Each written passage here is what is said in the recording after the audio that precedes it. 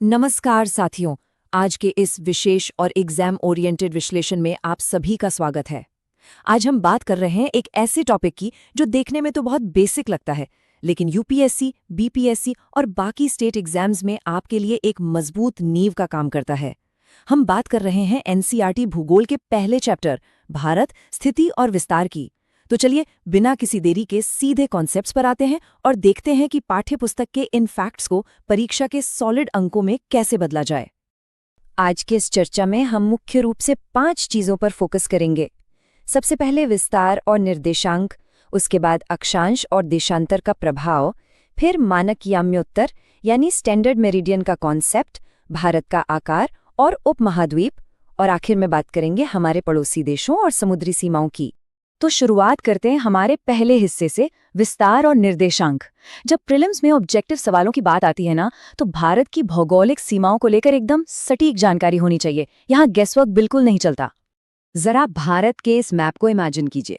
उत्तर में कश्मीर की वादियों से लेकर दक्षिण में कन्याकुमारी तक और पूर्व में अरुणाचल प्रदेश से लेकर पश्चिम में गुजरात तक। ये जो विशाल फैलाव है, ये सिर्फ एक नक्शा नहीं है, बल्कि आपके एग्जाम के सैकड़ों संभावित सवालों की जड़ है। अब यहाँ कुछ ऐसे फैक्चुअल पॉइंट्स हैं जहाँ अक्सर लोग गलती कर बैठते हैं। ध्यान दीजिएगा, भारत का अक्षांशीय और देशांतरीय विस्तार दोनों लगभग 30 डिग्री के आसपास हैं। लेकिन सबसे बड़ा ट्रैप क्या है? मुख्य भूमि का दक्षिणी सिरा और पूरे देश की असली दक्षिणी सीमा, ये दोनों अलग अलग हैं। हमारे संपूर्ण देश का जो सबसे दक्षिणी बिंदु है, वो बंगाल की खाड़ी में 6 डिग्री 45 मिनट उत्तरी अक्षांश पर है। और हाँ, हमारी क्षेत्रीय समुद्री सीमा तट से 12 नॉटिकल मील तक फैली हुई है। ये वो फैक्ट है जिसे एग्जामिनर्स बार बार घुमाकर पूछते हैं। अब अगर सीधे सीधे किलोमीटर की बात करें तो उत्तर से दक्षिण तक हमारी वास्तविक दूरी ठीक 3214 किलोमीटर है। प्रीलिम्स के डायरेक्ट सवालों के लिए इस सटीक आंकड़े को तो एकदम रट लेना है। वहीं दूसरी ओर पूर्व से पश्चिम तक की दूरी 2933 किलोमीटर है। अब यहाँ एक बड़ा दिलचस्प सवाल खड़ा होता है। जरा सोचिए, जब अक्षांश और देशांतर दोनों का ही विस्तार 30 डिग्री है, तो फिर ये पूर्व पश्चिम की दूरी उत्तर दक्षिण से कम क्यों है? इसका जवाब बड़ा ही लॉजिकल है। आइए आगे देखते हैं। और इसी सवाल का जवाब हमें हमारे अगले और सबसे महत्वपूर्ण टॉपिक में मिलता है, अक्षांश और देशांतर का प्रभाव। एग्जाम्स में जो कथन और कारण यानी असर्शन रीजनिंग वाले सवाल आते हैं, उनका ये सबसे फेवरेट एरिया है। देखिए, अक्षांश रेखाओं यानी लैटिट्यूड्स के बीच की दूरी हमेशा और हर जगह एक बराबर रहती है। यही रेखाएं तय करती हैं कि हमारा दक्षिण भारत उष्णकटिबंधीय यानी ट्रॉपिकल है और उत्तर भारत उपोष्णकटिबंधीय है। लेकिन देशांतर यानी लॉन्गिट्यूड्स का खेल थोड़ा अलग है। जैसे जैसे हम ध्रुवों की तरफ बढ़ते हैं, 2 देशांतरों के बीच की दूरी कम होती जाती है। बस यही वो सटीक कारण है जिसकी वजह से 30 डिग्री का फैलाव होने के बावजूद पूर्व से पश्चिम की वास्तविक दूरी कम हो जाती है। और हाँ, इसी 30 डिग्री के गैप की वजह से हमारे देश के पूर्वी और पश्चिमी छोर के बीच करीब 2 घंटे के समय का अंतर भी आ जाता है। अभी थोड़ी देर पहले हमने 12 समुद्री मील की चर्चा की थी। स्टेट पीसीएस एग्जाम्स को ना ये कन्वर्जन वाले सवाल बहुत पसंद आते हैं। 1 नॉटिकल माइल यानी समुद्री मील लगभग 1.8 किलोमीटर के बराबर होता है, जो हमारे नॉर्मल मील से थोड़ा ज्यादा है। इस हिसाब से हमारी 12 नॉटिकल मील की समुद्री सीमा करीब 21.9 किलोमीटर बैठती है। इन छोटे छोटे आंकड़ों को अपनी मेमोरी में एकदम पक्का कर लीजिए। आगे बढ़ते हुए अब बात करते हैं मानक याम्योत्तर की अवधारणा की। ये हमारे देशांतरीय विस्तार का एक बहुत ही प्रैक्टिकल इस्तेमाल है, जो तय करता है कि इतने विशाल देश में समय की पाबंदी कैसे काम करती है। एनसीईआरटी का एक बहुत ही शानदार सवाल है जो आपकी एनालिटिकल सोच को परखता है। अगर पूरब में सूरज 2 घंटे पहले निकल आता है, तो फिर राजस्थान के जैसलमेर और असम के डिब्रूगढ़ में घड़ियां एक ही समय क्यों दिखाती हैं? आखिर हम इस टाइम गैप को कैसे मैनेज करते हैं? इसका बड़ा ही सीधा सा जवाब है, हमारी मानक याम्योत्तर रेखा जो 82 डिग्री 30 मिनट पूर्वी देशांतर पर स्थित है। अमेरिका जैसे बड़े देशों में जहां पूर्व पश्चिम फैलाव बहुत ज्यादा है, कई टाइम जोन होते हैं। लेकिन भारत ने पूरे देश में समय को एक समान रखने के लिए सिर्फ इसी रेखा को अपना रेफरेंस माना है। और ये समय ग्रीनविच मीन टाइम से ठीक 5.5 घंटे आगे चलता है ना? कमाल की व्यवस्था, जिससे हमारा रोजमर्रा का और प्रशासनिक काम बिना किसी कंफ्यूजन के चलता है। चलिए अब जरा नजरिए को थोड़ा बड़ा करते हैं। बात करते हैं भारत के आकार और उस पहचान की जिसे हम भारतीय उपमहाद्वीप कहते हैं। आकार की बात हो तो सबसे पहला आंकड़ा जो दिमाग में आता है वो है 32.8 लाख वर्ग किलोमीटर। ये हमारे देश का कुल क्षेत्रफल है। अगर पूरी दुनिया की जमीन को मिला लें तो उसका 2.4% हिस्सा हमारे पास है और यही हमें दुनिया का 7वां सबसे बड़ा देश बनाता है। ये सिर्फ एक नंबर नहीं है, बल्कि इसी विशालता की वजह से हमारी यहाँ इतनी शानदार भौगोलिक विविधता देखने को मिलती है। और इसी विशालता के कारण एक पूरी तरह से अलग इकाई बनती है, भारतीय उपमहाद्वीप। इसके उत्तर में विशाल हिमालय और उत्तर पश्चिम में हिंदुकुश और सुलेमान की पहाड़ियां एक मजबूत दीवार की तरह खड़ी हैं। पुराने समय में संपर्क सिर्फ कुछ ऐतिहासिक दर्रों से ही होता था, जैसे खैबर, बोलन, शिपकिला, नाथुला और बोमडिला। इन दर्रों के नाम तो आपको याद होने ही चाहिए। भारत, पाकिस्तान, नेपाल, भूटान और बांग्लादेश, ये सब मिलकर इस उपमहाद्वीप को बाकी एशिया से बिल्कुल अलग और एक खास पहचान देते हैं। इसी भौगोलिक विविधता में एक और बड़ा आंकड़ा जुड़ता है, 7,517 किलोमीटर। ये हमारी कुल तटरेखा यानी कोस्टलाइन की लंबाई है।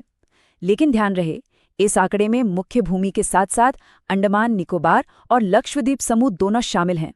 एग्जाम में अक्सर मुख्य भूमि की तटरेखा और कुल तटरेखा के बीच का फर्क पूछकर उलझाने की कोशिश की जाती है, तो यहाँ एकदम क्लियर रहना है। अब आते हैं हमारे आज के आखिरी हिस्से पर, पड़ोसी देश, समुद्री सीमाएं और हमारी जियोपॉलिटिकल लोकेशन। अगर आप एशिया के मैप को ध्यान से देखेंगे तो पाएंगे कि भारत बिल्कुल दक्षिण मध्य में स्थित है। हिंद महासागर में जो हमारा प्रायद्वीपीय आकार नीचे की तरफ उभरा हुआ है ना, वो बहुत रणनीतिक है। इसी वजह से हम पूर्व और पश्चिम दोनों तरफ के अंतर्राष्ट्रीय व्यापारिक रास्तों के बिल्कुल बीचों बीच हैं। भूगोल ने ही सदियों से हमारे इस ग्लोबल महत्व को तय किया है।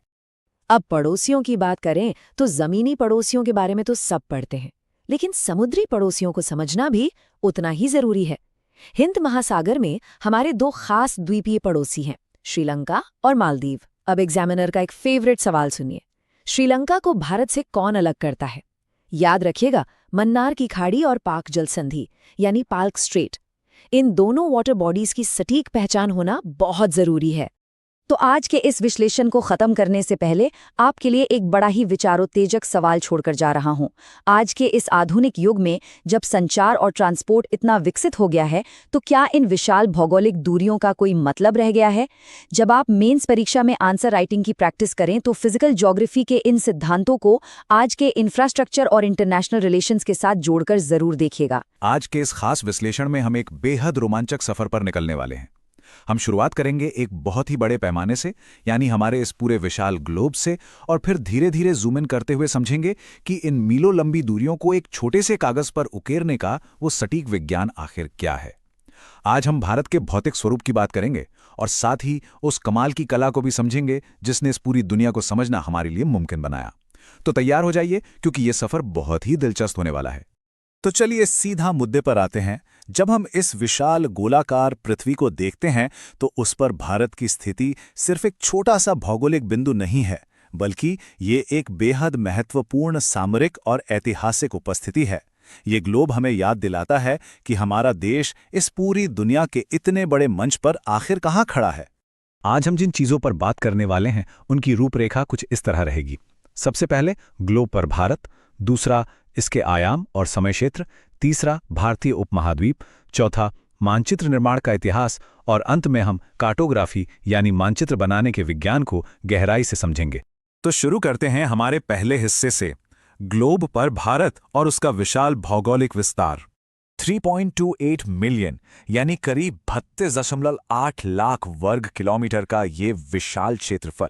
अब जरा सोचिए, अगर इसे पूरी दुनिया के नजरिए से देखा जाए तो ये दुनिया के कुल भूभाग का लगभग 2.4% हिस्सा है। और इसी विशाल क्षेत्रफल की वजह से भारत पूरी दुनिया का 7वां सबसे बड़ा देश बनता है। कमाल की बात है ना। अब बढ़ते हैं दूसरे हिस्से की तरफ, जो है आयाम और समय क्षेत्र। देखते हैं कि इस फैलाव का हमारे दिन और रात पर क्या असर पड़ता है। यहाँ आपके लिए एक बहुत ही मजेदार भौगोलिक पहेली है। देखिए, भारत का अक्षांशीय यानी लैटिट्यूडिनल और देशांतरीय यानी लॉन्गिट्यूडिनल विस्तार दोनों ही लगभग 30 डिग्री हैं। लेकिन अगर हम उत्तर से दक्षिण की किलोमीटर में दूरी नापें तो वो पूर्व से पश्चिम की दूरी से ज्यादा लंबी निकलती है। अब सवाल ये है कि ऐसा क्यों होता है? डिग्री बराबर फिर भी दूरी अलग, सोचिए जरा। तो इस पहेली का जवाब छिपा है हमारी पृथ्वी के आकार में। असल में उत्तर से दक्षिण की जो वास्तविक दूरी है वो 3214 किलोमीटर है, जबकि पूर्व से पश्चिम ये दूरी केवल 2933 किलोमीटर ही रह जाती है। ऐसा इसलिए होता है क्योंकि देशांतर रेखाएं जैसे जैसे ध्रुवों यानी पोल्स की तरफ बढ़ती हैं, उनके बीच की दूरी कम होती जाती है। इसके बिल्कुल उलट अक्षांश रेखाएं हमेशा एक दूसरे के समानांतर यानी पैरेलल रहती हैं। है ना एकदम लॉजिकल? और इस मैप में आप इन दूरियों को बिल्कुल साफ साफ देख सकते हैं। उत्तर में कश्मीर से लेकर दक्षिण में कन्याकुमारी तक और पूर्व में अरुणाचल प्रदेश से लेकर पश्चिम में गुजरात तक ये 30 डिग्री का पूरा फैलाव देश के 2 छोरों को जोड़ता है। और सबसे दिलचस्प बात यह है कि इसी फैलाव के कारण पूर्व और पश्चिम के बीच लगभग 2 घंटे के समय का अंतर पैदा हो जाता है। अब एक बड़ी समस्या ये थी कि इस 2 घंटे के भारी समय के अंतर को सुलझाया कैसे जाए। यही काम आती है मानक याम्योत्तर यानी स्टैंडर्ड मेरिडियन। पूरी दुनिया में एक आपसी समझ है कि देशों का मानक समय 60 डिग्री 30 मिनट देशांतर के गुणकों में चुना जाए, और बस इसी नियम को मानते हुए भारत के लिए 82 डिग्री 30 मिनट पूर्व देशांतर को हमारा मानक याम्योत्तर चुन लिया गया। इस मानक समय का सबसे बड़ा फायदा ये है कि हमारे इतने विशाल देश में हर जगह घड़ियां एक ही समय दिखाती हैं। अब चाहे अरुणाचल प्रदेश में सूरज 2 घंटे पहले ही क्यों ना उग जाए, लेकिन आपकी घड़ी में बजने वाला समय बिल्कुल वही होगा जो गुजरात में होगा। और हाँ, हमारा ये भारतीय मानक समय ग्रीनविच मीन टाइम से ठीक 5 घंटे और 30 मिनट आगे चलता है। चलिए अब जूम आउट करते हैं और अपने तीसरे हिस्से पर चलते हैं, भारतीय उपमहाद्वीप और उसकी भौतिक सीमाएं।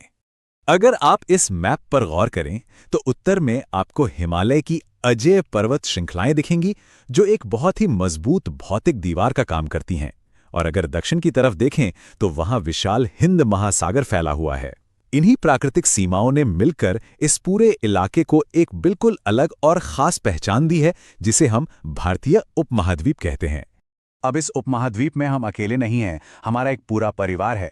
मुख्य भूमि पर पाकिस्तान, नेपाल, भूटान और बांग्लादेश सीधे भारत के साथ जुड़े हुए हैं।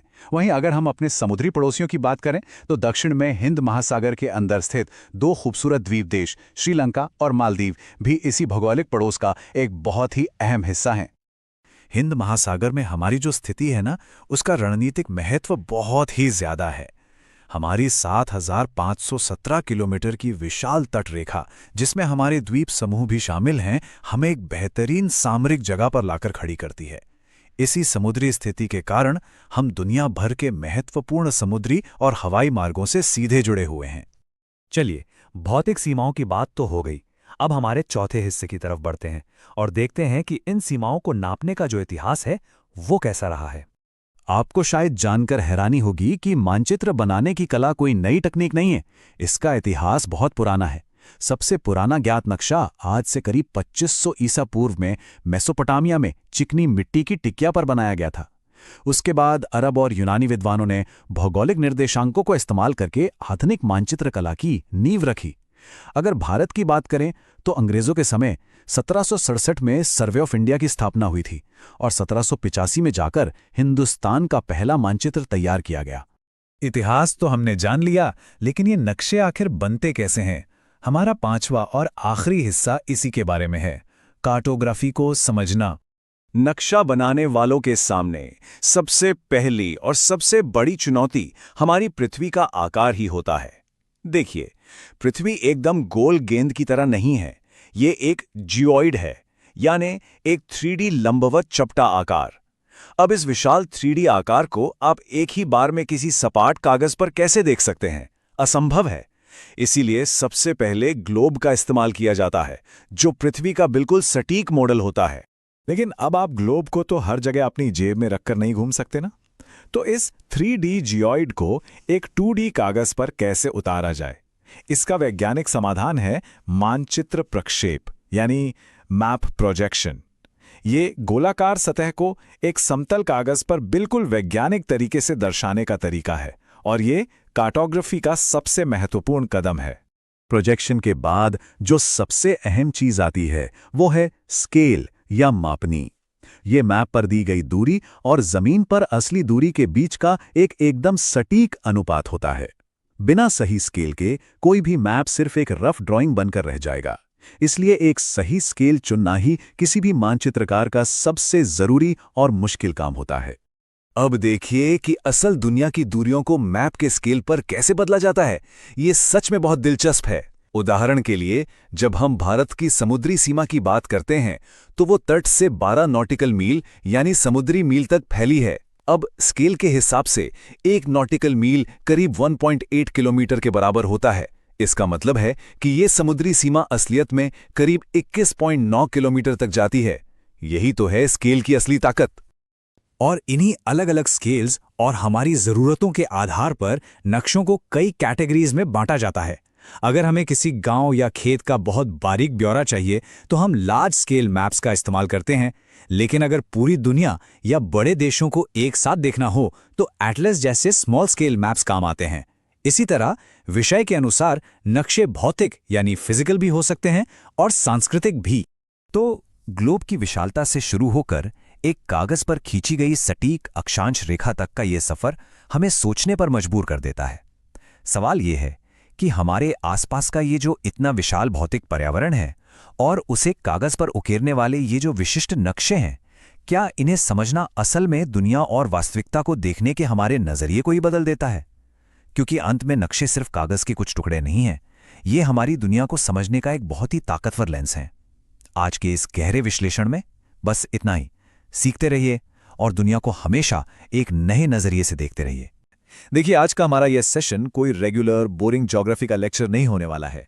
आज हम भारत की पूरी भू आकृति यानी फिजियोग्राफी को डिकोड करेंगे। हम समझेंगे उस विशाल ऐतिहासिक सफर को जिसने आज के इस खूबसूरत और इतने डाइवर्स भारतीय उपमहाद्वीप को आकार दिया है। किताबों में जो फैक्ट्स रटने पड़ते हैं ना, आज हम उन्हें एक कहानी की तरह विजुअलाइज करेंगे ताकि एग्जाम हॉल में आपका कोई भी सवाल मिस ना हो। तो चलिए बिना किसी देरी के शुरू करते हैं। अब जरा 1 मिनट के लिए सोचिए। करोड़ों साल पहले एक विशाल जमीन का टुकड़ा जो इक्वेटर यानी भूमध्य रेखा के काफी नीचे साउथ में था, वो खिसकते खिसकते आज का इतना डायनामिक इंडियन सबकॉन्टिनेंट कैसे बन गया? मतलब ये हुआ कैसे?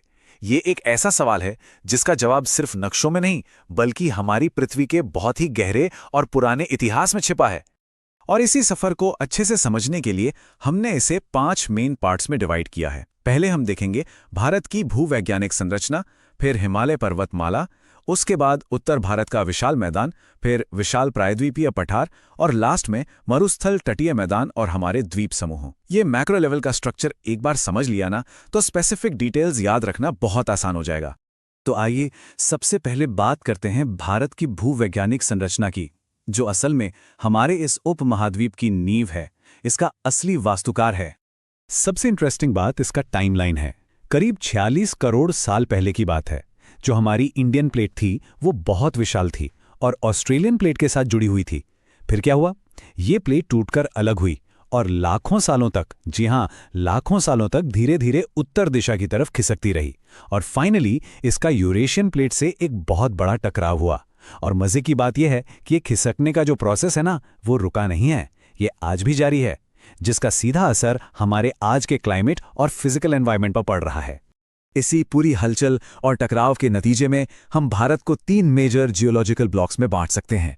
पहला है हमारा प्रायद्वीपीय खंड यानी पेनिनसुलर ब्लॉक, जो एकदम रॉक सॉलिड और स्टेबल है। दूसरा है हिमालय और उससे जुड़ी पर्वतमालाएं, जो जियोग्राफिकली अभी भी यंग हैं और काफी फ्लेक्सिबल हैं।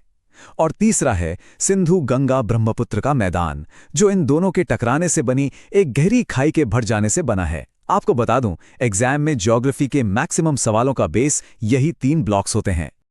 चलिए अब अपने दूसरे टॉपिक पर आते हैं, हिमालय पर्वतमाला। ये सिर्फ पहाड़ नहीं है, ये एक बहुत ही डायनामिक और गतिशील दीवार है। पूर्व से पश्चिम तक करीब 2500 किलोमीटर की लंबाई में फैली ये महान दीवार देखिए। ये सिर्फ एक फिजिकल बैरियर नहीं है बल्कि भारतीय उपमहाद्वीप और सेंट्रल एशिया के बीच एक बहुत बड़ा क्लाइमेटिक और कल्चरल डिवाइडर है। अगर ये हिमालय नहीं होता तो सोचिए, मध्य एशिया की वो जमा देने वाली बर्फीली हवाएं सीधे भारत में आ रही होती। अब एग्जाम के पॉइंट ऑफ व्यू से कुछ बहुत ही स्पेसिफिक टर्म्स आते हैं। जैसे कि करेवा। ये कई बार पूछा जा चुका है। ये कश्मीर हिमालय में पाई जाने वाली ग्लेशियल क्ले यानी हिमनद चिकनी मिट्टी और हिमोड़ का एक मोटा जमाव है। और ये इतने इंपॉर्टेंट क्यों है? क्योंकि ये ज़ाफ़रान यानी केसर की खेती के लिए पूरी दुनिया में फेमस है। तो इसे तो पक्का याद रखिएगा। ऐसे ही जब हम हिमाचल और उत्तराखंड के एरिया में देखते हैं तो वहाँ एक और खास तरह का लैंडफॉर्म मिलता है जिसे दून कहते हैं। ये असल में अनुदैर्ध्य यानी लॉन्गिट्यूडनल घाटियाँ होती हैं। जम्मू दून और पठानकोट दून इसके बहुत ही क्लासिक एग्जाम्पल्स हैं। आपको शायद पता हो, अंग्रेज़ों ने इन्हीं दून वैलीज के मौसम का फ़ायदा उठाकर वहाँ चाय के बागान और कई सारे हिल स्टेशंस बनाए थे। लेकिन जैसे ही हम पश्चिमी हिमालय से ईस्ट की तरफ यानी अरुणाचल हिमालय की तरफ जाते हैं तो पूरा लैंडस्केप बदल जाता है। वहाँ नामचा बरवा जैसी ऊंची चोटियों को पार करने के बाद ब्रह्मपुत्र जैसी नदियाँ इतनी तेजी से बहती हैं कि वो बहुत ही गहरे और खतरनाक गॉर्ज या खड्ड बना देती हैं। और इसी तेज बहाव की वजह से वहाँ हाइड्रो पावर यानी जल विद्युत उत्पादन का बहुत बड़ा पोटेंशियल है। और थोड़ा साउथ की तरफ चलें तो आती हैं पूर्वांचल की पहाड़ियाँ। यहाँ की टोपोग्राफी बहुत ही अलग और डाइवर्स है। आपको यहाँ मिजो हिल्स मिलेंगी और मणिपुर की वो बेहद खूबसूरत लोकताक झील भी, जो चारों तरफ से पहाड़ियों से घिरी है। ये पूरा का पूरा रीजन बायोडाइवर्सिटी से तो भरा ही है, साथ ही ये कई ऐसी जनजातियों का घर भी है जो झूम कल्टीवेशन करती हैं। आगे बढ़ते हैं हमारे तीसरे खंड पर, उत्तर भारत का विशाल मैदान, जिसे हम एक बड़ा जलोढ़ गर्द भी कह सकते हैं। इन मैदानों का जो स्केल है ना, वो सच में हैरान करने वाला है। करीब 6.4 करोड़ साल पहले इनका बनना शुरू हुआ था। सोचिए, सिंधु, गंगा और ब्रह्मपुत्र नदियां अपने साथ पहाड़ों से जो मिट्टी और अवसाद लेकर आईं, उन्होंने इस 3200 किलोमीटर लंबे एरिया को पूरी तरह भर दिया। और पता है, यहां जलोढ़ मिट्टी की गहराई 1000 से 2000 मीटर तक है। अब आप खुद समझ सकते हैं कि क्यों ये मैदान आज भारत की इतनी बड़ी आबादी को सपोर्ट कर पा रहा है। अब इसमें जो सबसे क्रिटिकल पॉइंट है वो ये है कि इस मैदान को भी अलग अलग बेल्ट्स में डिवाइड किया जाता है। शिवालिक के बिल्कुल नीचे आता है भाबर। ये पत्थरों की एक ऐसी पट्टी है जहां नदियां मानो पत्थरों के नीचे जादुई तरीके से गायब हो जाती हैं। और फिर उसके ठीक साउथ में आता है तराई रीजन। यहाँ वही नदियां फिर से धरातल पर आ जाती हैं और एक बहुत ही स्वैम्पी यानी दलदली और घने जंगलों वाला बायोडाइवर्स एरिया बनाती हैं। और हाँ, पुराने और नए जलोढ़ के बीच का ये डिफरेंस, ये तो कॉम्पिटिटिव एग्जाम्स का एकदम एवरग्रीन सवाल है। इसमें 2 टर्म्स हैं, बांगर और खादर। बांगर वो पुराना जलोढ़ है जो थोड़ा ऊंचाई पर है, जहां अब बाढ़ का पानी नहीं पहुंचता, जबकि खादर वो एकदम फ्रेश नया जलोढ़ है जहां नदियां हर साल बाढ़ के साथ नई और उपजाऊ मिट्टी लाकर बिछा देती हैं। चलिए अब रुक करते हैं हमारे चौथे खंड की तरफ, विशाल प्रायद्वीपीय पठार। ये हमारे देश का सबसे स्थिर और प्राचीन हिस्सा है। ये जो तिकोने आकार का ट्रायंगुलर प्लेटू है ना, ये इंडियन सबकॉन्टिनेंट का सबसे पुराना और रॉक सॉलिड भूभाग है। इसकी एवरेज ऊंचाई कोई 600 से 900 मीटर के बीच है। करोड़ों सालों से इस पर मौसम की जो मार पड़ी है, उसकी वजह से ये बहुत ज्यादा घिस चुका है। अरावली, विंध्य और सतपुड़ा जैसी अवशिष्ट पहाड़ियां इसी का बेहतरीन एग्जाम्पल हैं। और दक्कन का पठार और सेंट्रल हाईलैंड्स भी इसी के कॉम्प्लेक्स हिस्से हैं। इस प्रायद्वीपीय पठार को पूरी तरह समझने के लिए हमें इसके दोनों किनारों यानी वेस्टर्न घाट और ईस्टर्न घाट का फर्क समझना होगा। वेस्टर्न घाट ऊंचे हैं, कंटिन्यूअस हैं और गोदावरी, कृष्णा जैसी बड़ी नदियों का सोर्स भी हैं। और हाँ, प्रायद्वीप की सबसे ऊंची चोटी अनाईमुडी भी यहीं है। दूसरी तरफ ईस्टर्न घाट की ऊंचाई कम है और वो लगातार नहीं है, क्योंकि महानदी गोदावरी और कावेरी के डेल्टाओं ने उन्हें कई जगह से काट दिया है। और अब हम आते हैं अपने 5वें और आखिरी सेक्शन पर, मरुस्थल, तटीय मैदान और द्वीप समूह। ये हमारे भारत के एक्सट्रीम बॉर्डर्स हैं। अरावली के नॉर्थ वेस्ट में अगर आप देखें तो वहाँ हमारा विशाल भारतीय मरुस्थल है, जिसे मरुस्थली कहते हैं, एकदम रेत के बड़े बड़े टीलों वाला सूखा इलाका। और वहीं दूसरी तरफ हमारे पास बहुत ही डायनामिक कोस्टल प्लेन्स हैं, जैसे वेस्टर्न कोस्ट पर केरला के वो खूबसूरत कयाल यानी बैक वाटर्स, जो टूरिज्म और फेमस बोट रेस के लिए पूरी दुनिया में जाने जाते हैं। और फाइनली हमारे द्वीप समूह, बे ऑफ बंगाल में अंडमान और निकोबार की पूरी चेन है, जो असल में समुद्र के अंदर डूबे हुए पहाड़ों की ही चोटियां हैं। भारत का इकलौता एक्टिव वॉल्केनो यानी बैरल आइलैंड वो भी यहीं है। और इसके बिल्कुल ऑपोजिट अरेबियन सी में हमारा लक्षद्वीप है, जो पूरी तरह से कोरल या प्रवाल से बना हुआ है। तो आप देख रहे हैं, दोनों का जियोलॉजिकल ओरिजिन एकदम अलग है। तो चलिए सीधे इस एक्सप्लेनर में चलते हैं और इस दिमाग चकरा देने वाली करोड़ों सालों की कहानी को समझते हैं कि आखिर इस भारतीय उपमहाद्वीप का निर्माण हुआ कैसे। सच माने तो जिस जमीन पर हम आज चलते हैं उसका इतिहास किसी हॉलीवुड थ्रिलर से कम नहीं है।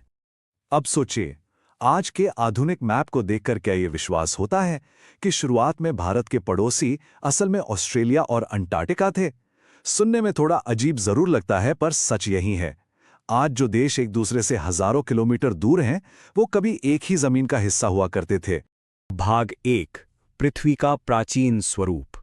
इस पूरी कहानी को समझने के लिए हमें करीब 25 करोड़ साल पीछे जाना होगा, एक ऐसी दुनिया में जो आज से बिल्कुल अलग थी। दरअसल सबसे अहम बात यह है कि करोड़ों साल पहले पूरी पृथ्वी पर सिर्फ एक ही विशाल महाद्वीप था जिसे पैंजिया कहते थे, और ये जमीन एक बहुत ही बड़े समुद्र पैंथलासा से घिरी हुई थी। फिर करीब 15 करोड़ साल पहले पृथ्वी के अंदर की हलचल से पैंजिया 2 टुकड़ों में टूट गया। ऊपर का हिस्सा अंगारा लैंड बना और नीचे का हिस्सा गोंडवाना लैंड। इन दोनों के बीच जो नया समुद्र बना वो था टेथिस सागर। और हाँ, हमारा भारत इसी गोंडवाना लैंड का ही एक हिस्सा था। लेकिन अब सवाल उठता है कि ये इतने बड़े जमीन के टुकड़े आखिर चलते कैसे हैं? चलिए देखते हैं भाग 2, प्लेट विवर्तनिकी सिद्धांत, और समझते हैं कि 1912 में अल्फ्रेड वेगनर ने इसके बारे में क्या बताया था।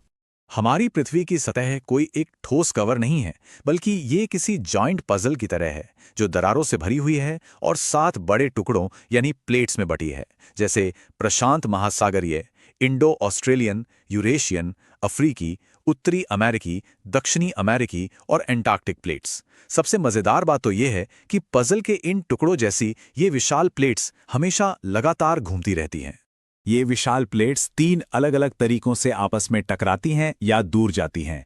पहला है अभिसारी या कन्वर्जेंट, जहां प्लेट्स एक दूसरे से आकर जोर से टकराती हैं। दूसरा अपसारी या डाइवर्जेंट, जहां ये एक दूसरे से दूर खिसकती हैं, जिसे घाटियां या नए महासागर बनते हैं। और तीसरा समानांतर या ट्रांसफॉर्म, जहां ये एक दूसरे के अगल बगल से आगे पीछे खिसकती हैं।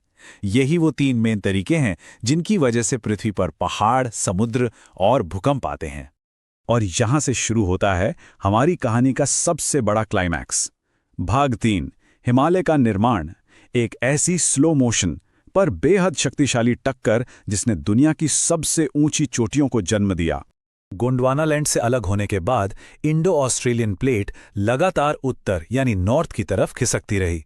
इस सफर में इसने उस पुराने टेथिस समुद्र को दबाना शुरू कर दिया, और जब यह प्लेट विशाल यूरेशियन प्लेट के पास पहुंची और उससे टकराई तो इस जबरदस्त दबाव ने समुद्र के नीचे जमे हुए मलबे और मिट्टी को मोड़कर सीधे आसमान की तरफ धकेल दिया। और बस इसी एक टक्कर से बनी दुनिया की सबसे ऊंची पर्वत श्रृंखला हमारा हिमालय। अब जैसे ही हिमालय ऊपर उठा, प्रकृति ने अपना काम शुरू कर दिया।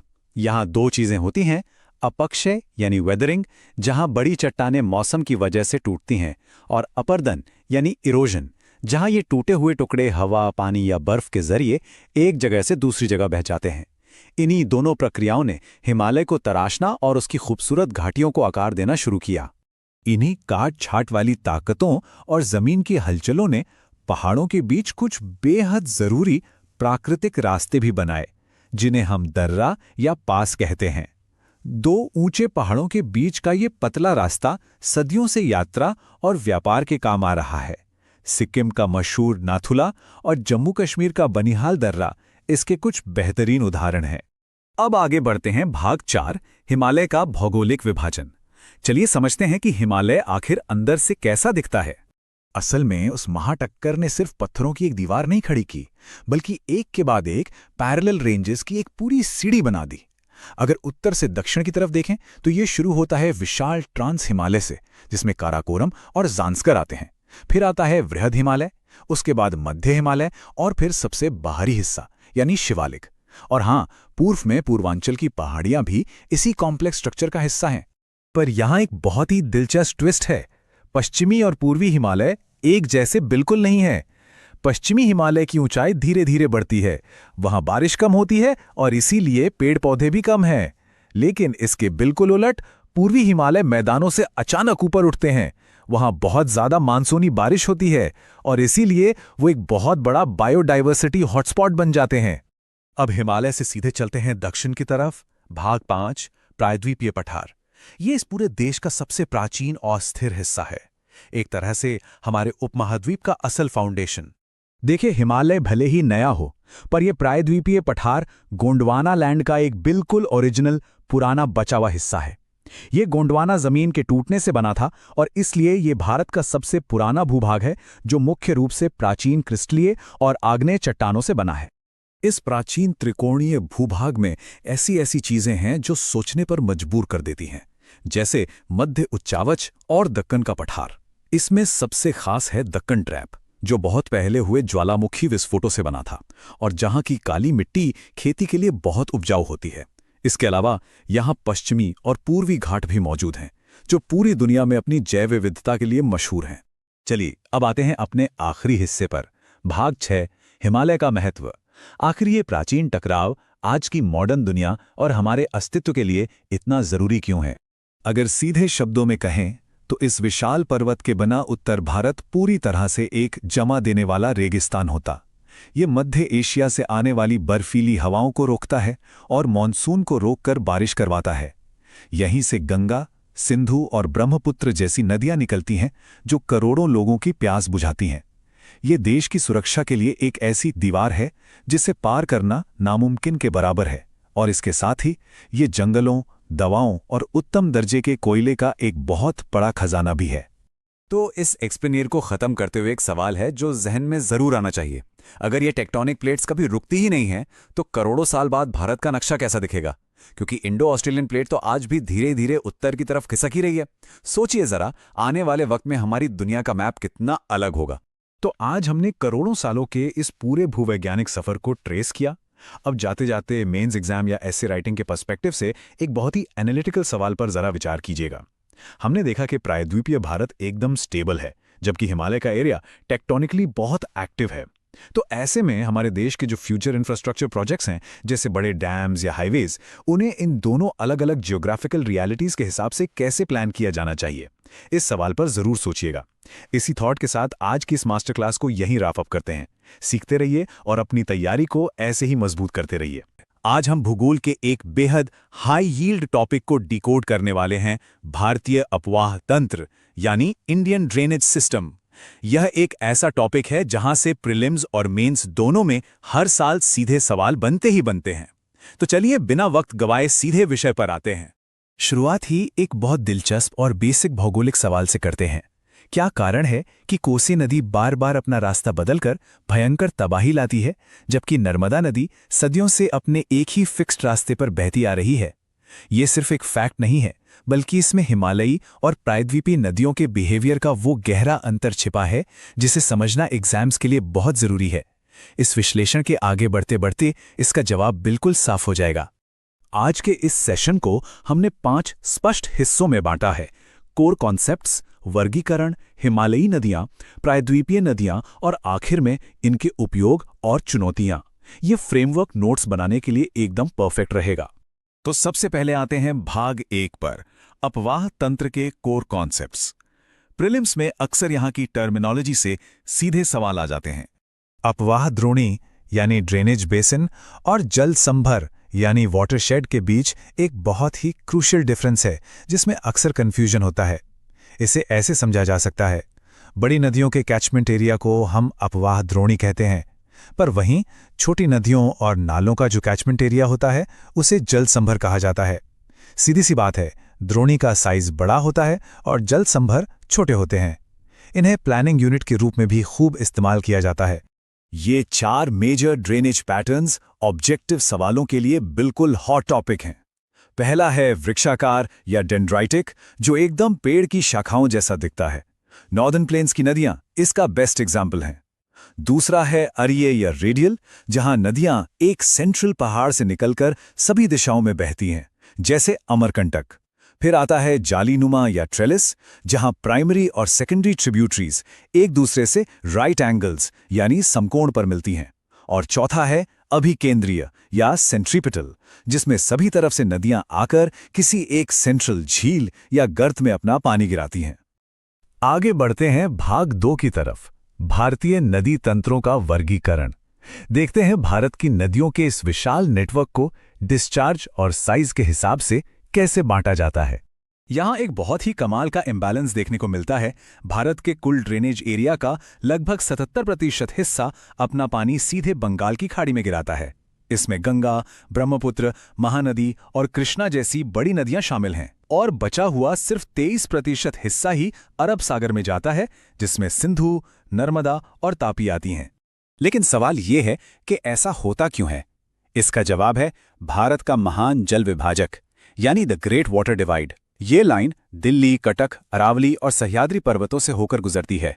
यही वो फिजिकल बाउंड्री है जो पानी के बहाव को ईस्ट और वेस्ट में बांट देती है, और इसी की वजह से वो 77 और 23% का स्प्लिट बनता है। कैचमेंट एरिया के साइज के बेसिस पर भी नदियों को बांटा जाता है। मेजर रिवर बेसिन वो हैं जिनका एरिया 20,000 स्क्वायर किलोमीटर से ज्यादा है, और ऐसी 14 द्रोणियां हैं भारत में। फिर आती हैं मीडियम रिवर बेसिन, जो 2,000 से 20,000 स्क्वायर किलोमीटर के बीच होती हैं, ऐसी 44 द्रोणियां हैं। और आखिर में माइनर बेसिन, जो 2,000 स्क्वायर किलोमीटर से छोटी होती हैं, जिनमें ज्यादातर कोस्ट की तरफ बहने वाली छोटी नदियां आती हैं। क्लासिफिकेशन के बाद अब हमारे पहले मेजर जियोग्राफिकल डिवीजन पर आते हैं, हिमालयी अपवाद तंत्र। ये तंत्र उन विशाल नदियों का घर है जो बर्फ और बारिश दोनों पर डिपेंड होने के कारण 12 मासी यानी पेरेनियल होती हैं।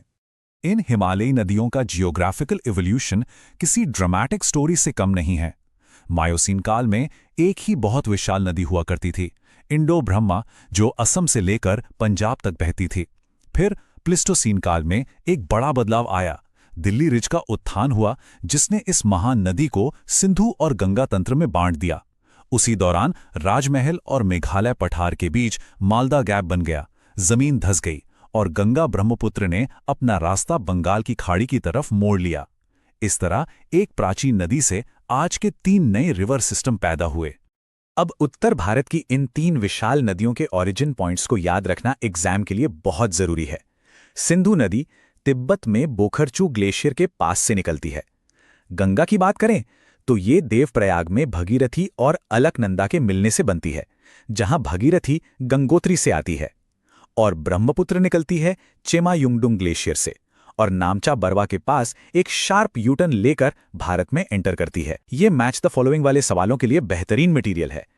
अब उस सवाल पर वापस आते हैं जो हमने शुरू में पूछा था, कोसी नदी को बिहार का शोक क्यों कहते हैं?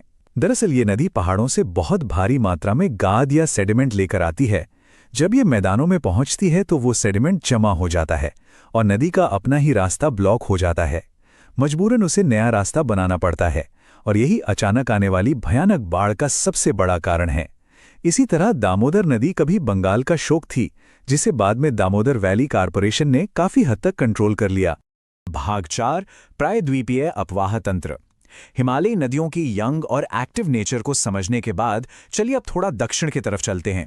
यह पेनिनसुलर ड्रेनेज सिस्टम हिमालयी तंत्र से बहुत पुराना, अधिक मैच्योर और सीजनल है। पेनिनसुलर नदियों के आज के फ्लो के पीछे 3 मेजर ज्योग्राफिकल इवेंट्स हैं। पहला, टर्शरी पीरियड की शुरुआत में प्रायद्वीप के पश्चिमी हिस्से का नीचे धंसना। दूसरा, हिमालय के उठने के कारण उत्तरी हिस्से पर दबाव आना।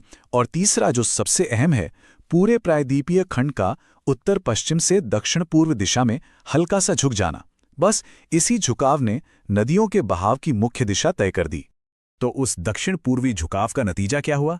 यही कि महानदी, गोदावरी, कृष्णा और कावेरी जैसी बड़ी नदियां पूर्व की ओर बहती हैं और ईस्ट कोस्ट पर विशाल डेल्टा बनाती हैं। लेकिन यहां नर्मदा और तापी बिल्कुल अलग हैं। ये अपवाद हैं। ये पूर्व नहीं, पश्चिम की ओर बहकर अरब सागर में मिलती हैं। ऐसा इसलिए क्योंकि ये नॉर्मल ढाल पर नहीं बहती, बल्कि रिफ्ट वैलीज यानी भ्रंश घाटियों में बहती हैं और डेल्टा के बजाय एस्चुरी बनाती हैं। यही वजह है कि नर्मदा का रास्ता फिक्स्ड रहता है। मेंस परीक्षा के नजरिए से देखा जाए तो इस पूरे सेशन में ये सबसे हाई गिल्ड हिस्सा है। हिमालयी नदियां ग्लेशियर से निकलती हैं और 12 मासी होती हैं, जबकि पेनिनसुलर नदियां पठार से निकलकर बारिश पर डिपेंड रहती हैं और सीजनल होती हैं। हिमालयी नदियां अभी युवा हैं, जो गहरे वी शेप की घाटियां और गॉर्ज बनाती हैं। इसके विपरीत पेनिनसुलर नदियां अपने ओल्ड एज यानी मैच्योर स्टेज में हैं, जिनकी घाटियां चौड़ी और उथली होती हैं। आंसर राइटिंग में इस डायरेक्ट कंपैरिजन को सीधे इस्तेमाल किया जा सकता है। आखिर में आते हैं भाग 5 पर। नदी जल का उपयोग और चुनौतियां। भूगोल केवल फिजिकल मैप तक लिमिटेड नहीं है, ये हमारे ह्यूमन डेवलपमेंट और मैनेजमेंट से भी गहराई से जुड़ा है। जब रिवर वाटर मैनेजमेंट की बात आती है तो नमामि गंगे जैसी सरकारी योजनाएं एग्जाम के लिए बहुत ज़रूरी हो जाती हैं। इसके मेन पिलर्स में शामिल है sewage treatment, river front development, surface की सफाई, बायोडाइवर्सिटी का संरक्षण, पेड़ लगाना और औद्योगिक अपशिष्ट यानी इंडस्ट्रियल वेस्ट की मॉनिटरिंग करना। ऐसी स्कीम्स की इन-डेप्थ नॉलेज होना कॉम्प्रिहेंसिव तैयारी का एक बहुत बड़ा हिस्सा है। इस विश्लेषण को एक बहुत ही सोचने वाले सवाल के साथ खत्म करते हैं। भारत में नदियों को आपस में जोड़ने के यानी इंटरलिंकिंग के सोशियो इकोनॉमिक बेनिफिट्स क्या हो सकते हैं? जरा गौर किया जाए, एक तरफ ऐसे इलाके हैं जहां हर साल बाढ़ आती है और दूसरी तरफ ऐसे सूखाग्रस्त क्षेत्र हैं जहां पानी की कमी रहती है। तो क्या रिवर इंटरलिंकिंग इसका एक परमानेंट सॉल्यूशन बन सकती है? इस मुद्दे पर जरूर विचार किया जाना चाहिए, क्योंकि मेंस एग्जाम के निबंध या आंसर के लिए ये एक शानदार टॉपिक है। आज के इस खास विश्लेषण में हम भारत की नदियों की एक ऐसी कहानी पर चर्चा करने वाले हैं जो किसी महाकाव्य से कम नहीं है। ये महज पानी की धाराएं नहीं हैं, बल्कि हमारे देश का भूगोल, इतिहास और जीवन गढ़ने वाले विशाल तंत्र हैं। चलिए इस रोमांचक सफर पर चलते हैं, हिमालय की बर्फीली ऊंचाइयों से लेकर भारत के विस्तृत मैदानों तक। शुरुआत करते हैं इस नज़ारे से। जरा सोचिए, हिमालय के ऊंचे और कठोर पहाड़ों को चीरती हुई, भारी भरकम पत्थरों को काटती हुई पानी की ये असीम ताकत कितनी हैरान करने वाली है। नदियां सिर्फ पानी का बहाव नहीं होती, ये एक मूर्तिकार की तरह पूरे परिदृश्य को नया आकार देती हैं। और बिल्कुल इसी शक्तिशाली और उग्र शुरुआत से जन्म होता है हमारे देश के उन विशाल नदी तंत्रों का जिन्हें हम आज जानते हैं। आज के इस चर्चा का रोड मैप बिल्कुल साफ है। सबसे पहले हम अपवाह तंत्र यानी ड्रेनेज सिस्टम के कुछ बेसिक्स को समझेंगे। इसके बाद भारत के महान जल विभाजक हिमालयी नदियों के विकास का इतिहास और अंत में हमारे 3 दिग्गजों सिंधु, गंगा और ब्रह्मपुत्र नदी तंत्र की गहराई में उतरेंगे।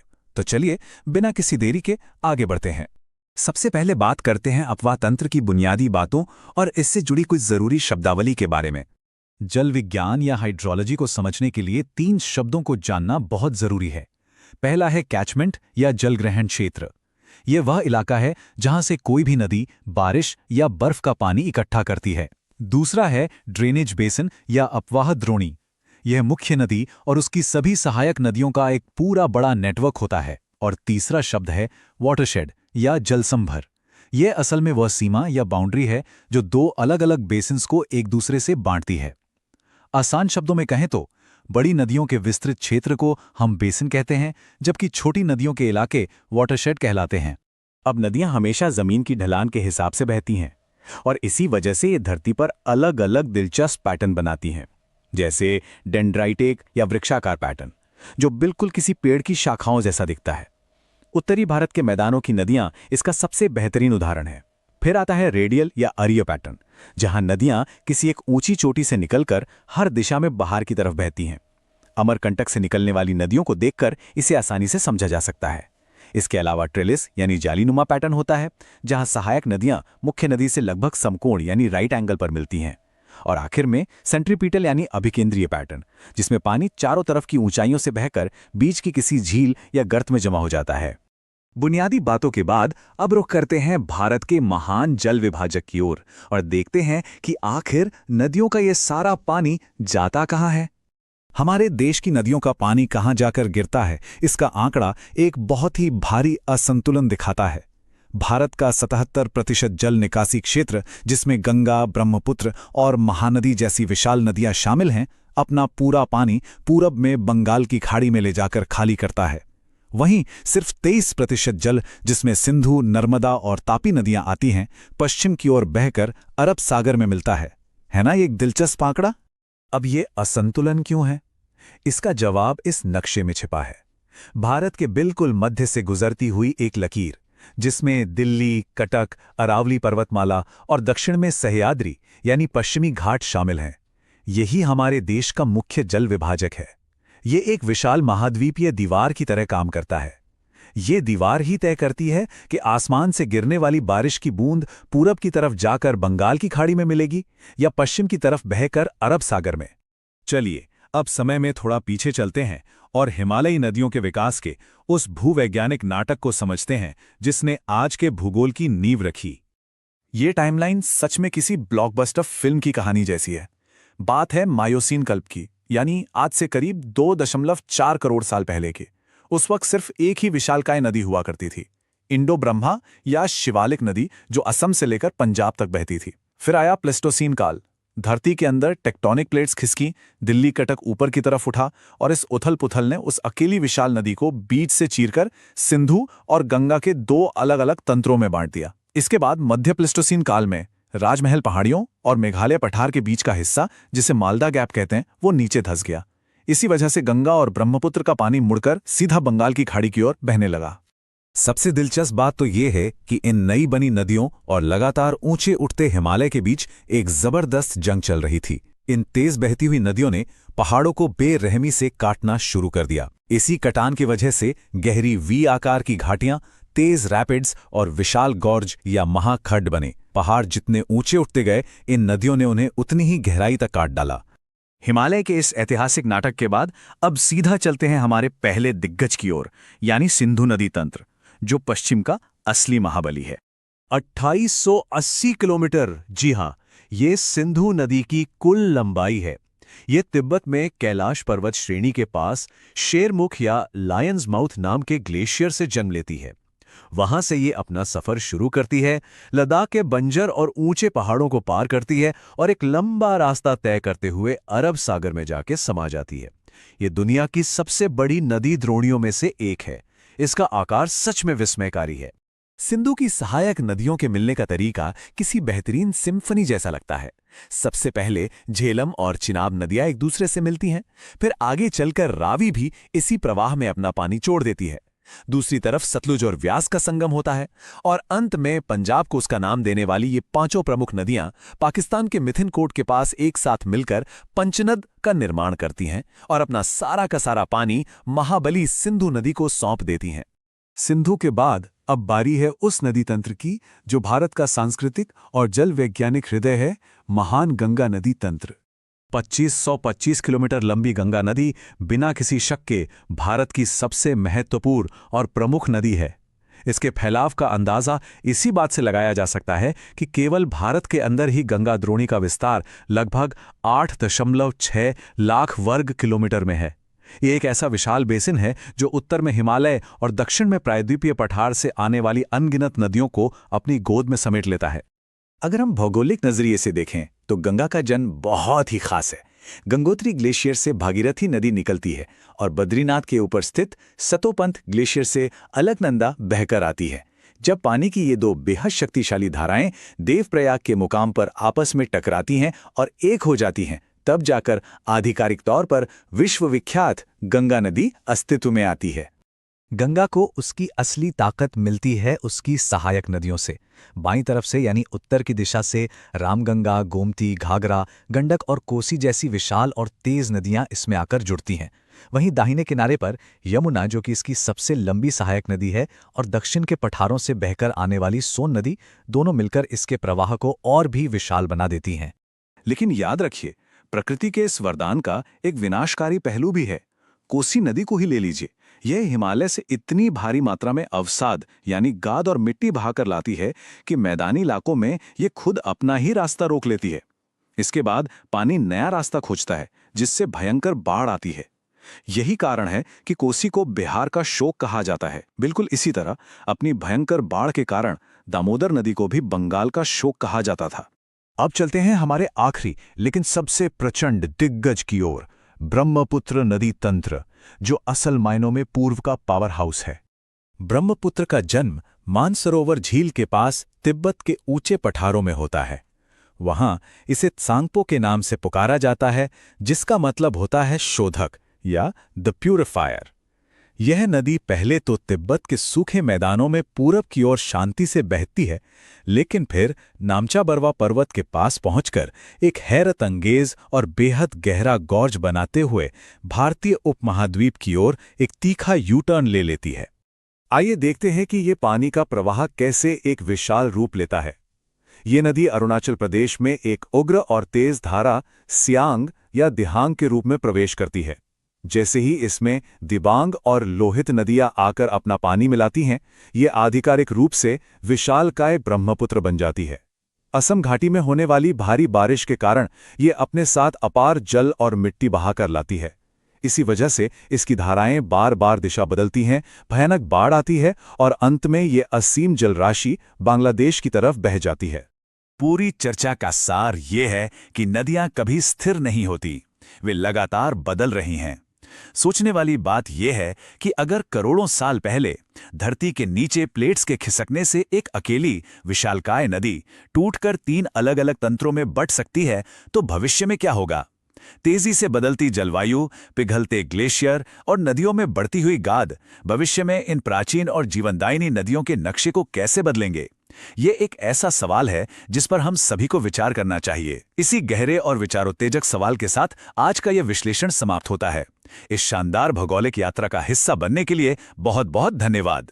आज हम सीधे भारतीय जलवायु के इंजन रूम में चलेंगे और उन जटिल प्रणालियों को डिकोड करेंगे जो हमारे मौसम का मिजाज तय करती हैं। अब जलवायु एक ऐसा टॉपिक है जो हर साल एग्जाम्स में छाया रहता है, तो इसे रटने के बजाय चलिए इसके मूल सिद्धांतों को मजेदार तरीके से समझते हैं। आगे बढ़ने से पहले जरा इस दिलचस्प कॉन्ट्रास्ट पर गौर करते हैं। ये हमें दिखाता है कि भारत की जलवायु में कितनी जबरदस्त डाइवर्सिटी है। सोचिए, एक तरफ राजस्थान का चूरू है जहां गर्मियों में पारा 50 डिग्री सेल्सियस को छू लेता है, और दूसरी तरफ सर्दियों में जम्मू कश्मीर का द्रास जहां तापमान -45 डिग्री तक गोता लगा जाता है। एक ही देश में इतना भारी अंतर। एग्जाम के नजरिए से इसी डाइवर्सिटी के पीछे के लॉजिक को समझना हमारे लिए गेम चेंजर साबित होगा। तो आज की हमारी चर्चा की रूपरेखा कुछ इस तरह रहेगी। हम शुरुआत करेंगे जलवायु को कंट्रोल करने वाले फैक्टर्स से, फिर मॉनसून की पूरी वर्किंग को समझेंगे, उसके बाद ऋतुओं के चक्र, कोपिन के अहम क्लासिफिकेशन और आखिर में ग्लोबल वार्मिंग के इम्पैक्ट को देखेंगे। चलिए बिना देरी के शुरू करते हैं। सबसे पहले बात करते हैं हमारे पहले टॉपिक की। वो कौन से भौगोलिक कारक हैं जो इस जलवायु को कंट्रोल करते हैं? यहाँ इन 6 बुनियादी फैक्टर्स को समझना एकदम क्रूशल है।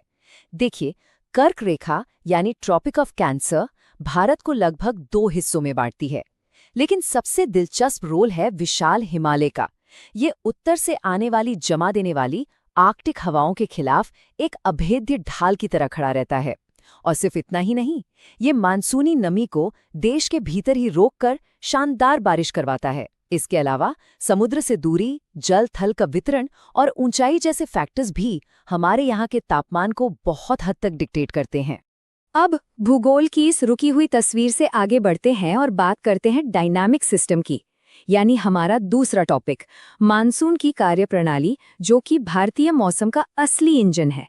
भारतीय मानसून को डिकोड करने के लिए अंतः उष्णकटिबंधीय अभिसरण क्षेत्र यानी ITCZ को समझना बिल्कुल मस्ट है। सिंपल शब्दों में कहें तो ये भूमध्य रेखा पर एक लो प्रेशर जोन है जहां हवाएं आकर मिलती हैं। सबसे अहम बात यह है कि गर्मियों में जब सूरज उत्तरायण होता है तो ये ITCZ खिसककर उत्तर की तरफ गंगा के मैदानों पर आ जाता है, और इसी के खिसकने से दक्षिणी गोलार्ध की हवाएं भूमध्य रेखा पार करके भारत की तरफ खिंची चली आती हैं। इसी को तो हम दक्षिण पश्चिम मानसून कहते हैं। इस मैप को ध्यान से देखिए। सर्दियों के मौसम में हिमालय के उत्तर में एक बहुत ही भारी हाई प्रेशर सिस्टम बन जाता है। अब हाई प्रेशर का मतलब है हवाएं बाहर की तरफ भागेंगी, तो ये सिस्टम पूरे देश में सूखी महाद्वीपीय हवाओं को उत्तर से दक्षिण की ओर या उत्तर पश्चिम से पूर्व की ओर धकेलता है। बस यही वजह है कि सर्दियों में हमारा ज्यादातर हिस्सा एकदम शुष्क रहता है। लेकिन गर्मियों में कहानी बिल्कुल पलट जाती है। जब भयंकर गर्मी पड़ती है तो उत्तर पश्चिमी मैदानों पर एक बहुत बड़ा लो प्रेशर का गड्ढा सा बन जाता है। ये हवा की दिशा को पूरी तरह से रिवर्स कर देता है। अब हवाएं समंदर के हाई प्रेशर से जमीन के इस लो प्रेशर की तरफ बेतहाशा दौड़ती हैं और अपने साथ लाती हैं ढेर सारी नमी। अब बात करते हैं एक ऐसे टॉपिक की जो प्रीलिम्स का ऑल टाइम फेवरेट है, एल नीनो। ये असल में एक बहुत ही कॉम्प्लेक्स वेदर सिस्टम है जो हर 3 से 7 सालों में पूर्वी प्रशांत महासागर में प्रकट होता है। ये कॉन्सेप्ट इस रहस्य से पर्दा उठाता है कि आखिर क्यों सब कुछ नॉर्मल लगने पर भी कुछ सालों में हमें भयंकर सूखे की मार झेलनी पड़ती है। इसका हमारे मानसून के साथ बहुत गहरा और नेगेटिव कनेक्शन है। मेंस आंसर राइटिंग के लिए एल नीनो के इन इम्पैक्ट्स को तो एकदम रट लीजिए। इसके आने से वायुमंडलीय सर्कुलेशन डिस्टर्ब हो जाता है, समुद्र के पानी का इवेपोरेशन गड़बड़ा जाता है, मछलियों का खाना यानी प्लैंकटन कम हो जाता है, और सबसे बड़ी बात, हमारे दक्षिण पश्चिम मानसून के आने में डिले हो जाता है या वो कमजोर पड़ जाता है। ये बुलेट पॉइंट्स आपके आंसर में पूरे नंबर दिला सकते हैं। चलिए अब अपने तीसरे खंड की तरफ बढ़ते हैं, ऋतुओं की लय। देखते हैं कि ये सब थ्योरी असल में हमारे सीजन्स को कैसे चलाती है। दक्षिण पश्चिम मानसून का आगे बढ़ना एक बहुत ही व्यवस्थित चरणबद्ध प्रक्रिया है। 1 जून के आसपास केरल तट पर इसका धमाकेदार अराइवल होता है, जिसे मानसून का फटना या बर्स्ट कहते हैं। फिर प्रायद्वीप के आकार की वजह से ये अरब सागर और बंगाल की खाड़ी की 2 अलग-अलग ब्रांच में बंट जाता है। ये स्टेप बाय स्टेप प्रोग्रेस हमारी कृषि की लाइफलाइन है, जिसे काफी हद तक पश्चिमी घाट और पूर्वी पहाड़ियों की बनावट कंट्रोल करती है, और फिर धीरे धीरे सितंबर तक ये वापस लौटने लगता है। ये मैप इसे विजुअलाइज करने के लिए एकदम परफेक्ट है। इसमें साफ देखा जा सकता है कि मानसून कैसे जून की शुरुआत में दक्षिणी सिरे से एंट्री लेता है और धीरे धीरे आगे बढ़ते हुए मिड जुलाई तक पूरे उत्तरी मैदानों और हिमालय की तलहटी को पूरी तरह से कवर कर लेता है। तो क्रूशियल टेकअवे क्या है? यही कि हमारी मानसूनी बारिश न तो लगातार होती है और न ही सब जगह बराबर बरसती है। ये काफी हद तक पहाड़ों की बनावट यानी रिलीफ फीचर्स से तय होती है। इसमें अक्सर बीच बीच में ब्रेक लग जाता है, जिसे हम ड्राई स्पेल या मानसून विच्छेद कहते हैं। इसका डिस्ट्रीब्यूशन इतना अनप्रिडिक्टेबल है जो हमें सीधे हमारे अगले अत्यंत महत्वपूर्ण विषय की ओर ले जाता है। इसी अनिश्चितता के साथ अब हम एक बहुत ही स्कोरिंग लेकिन ट्रिकी टॉपिक पर आते हैं, कोपेन का जलवायु वर्गीकरण। एग्जाम्स में match the following type questions के लिए ये टेबल बहुत ही कुख्यात है। कोपेन ने तापमान और बारिश के पैटर्न पर जलवायु को कुछ लेटर्स में कोडिफाई किया है। जरा समय निकालकर इस डेटा को अच्छे से देख लें। जैसे कोरोमंडल तट, जहां सर्दियों में बारिश होती है, उसके लिए एस कोड है। वहीं हमारे विशाल गंगा के मैदानों के लिए CWG कोड इस्तेमाल होता है। इन जोड़ों को दिमाग में एकदम फिक्स कर लीजिए।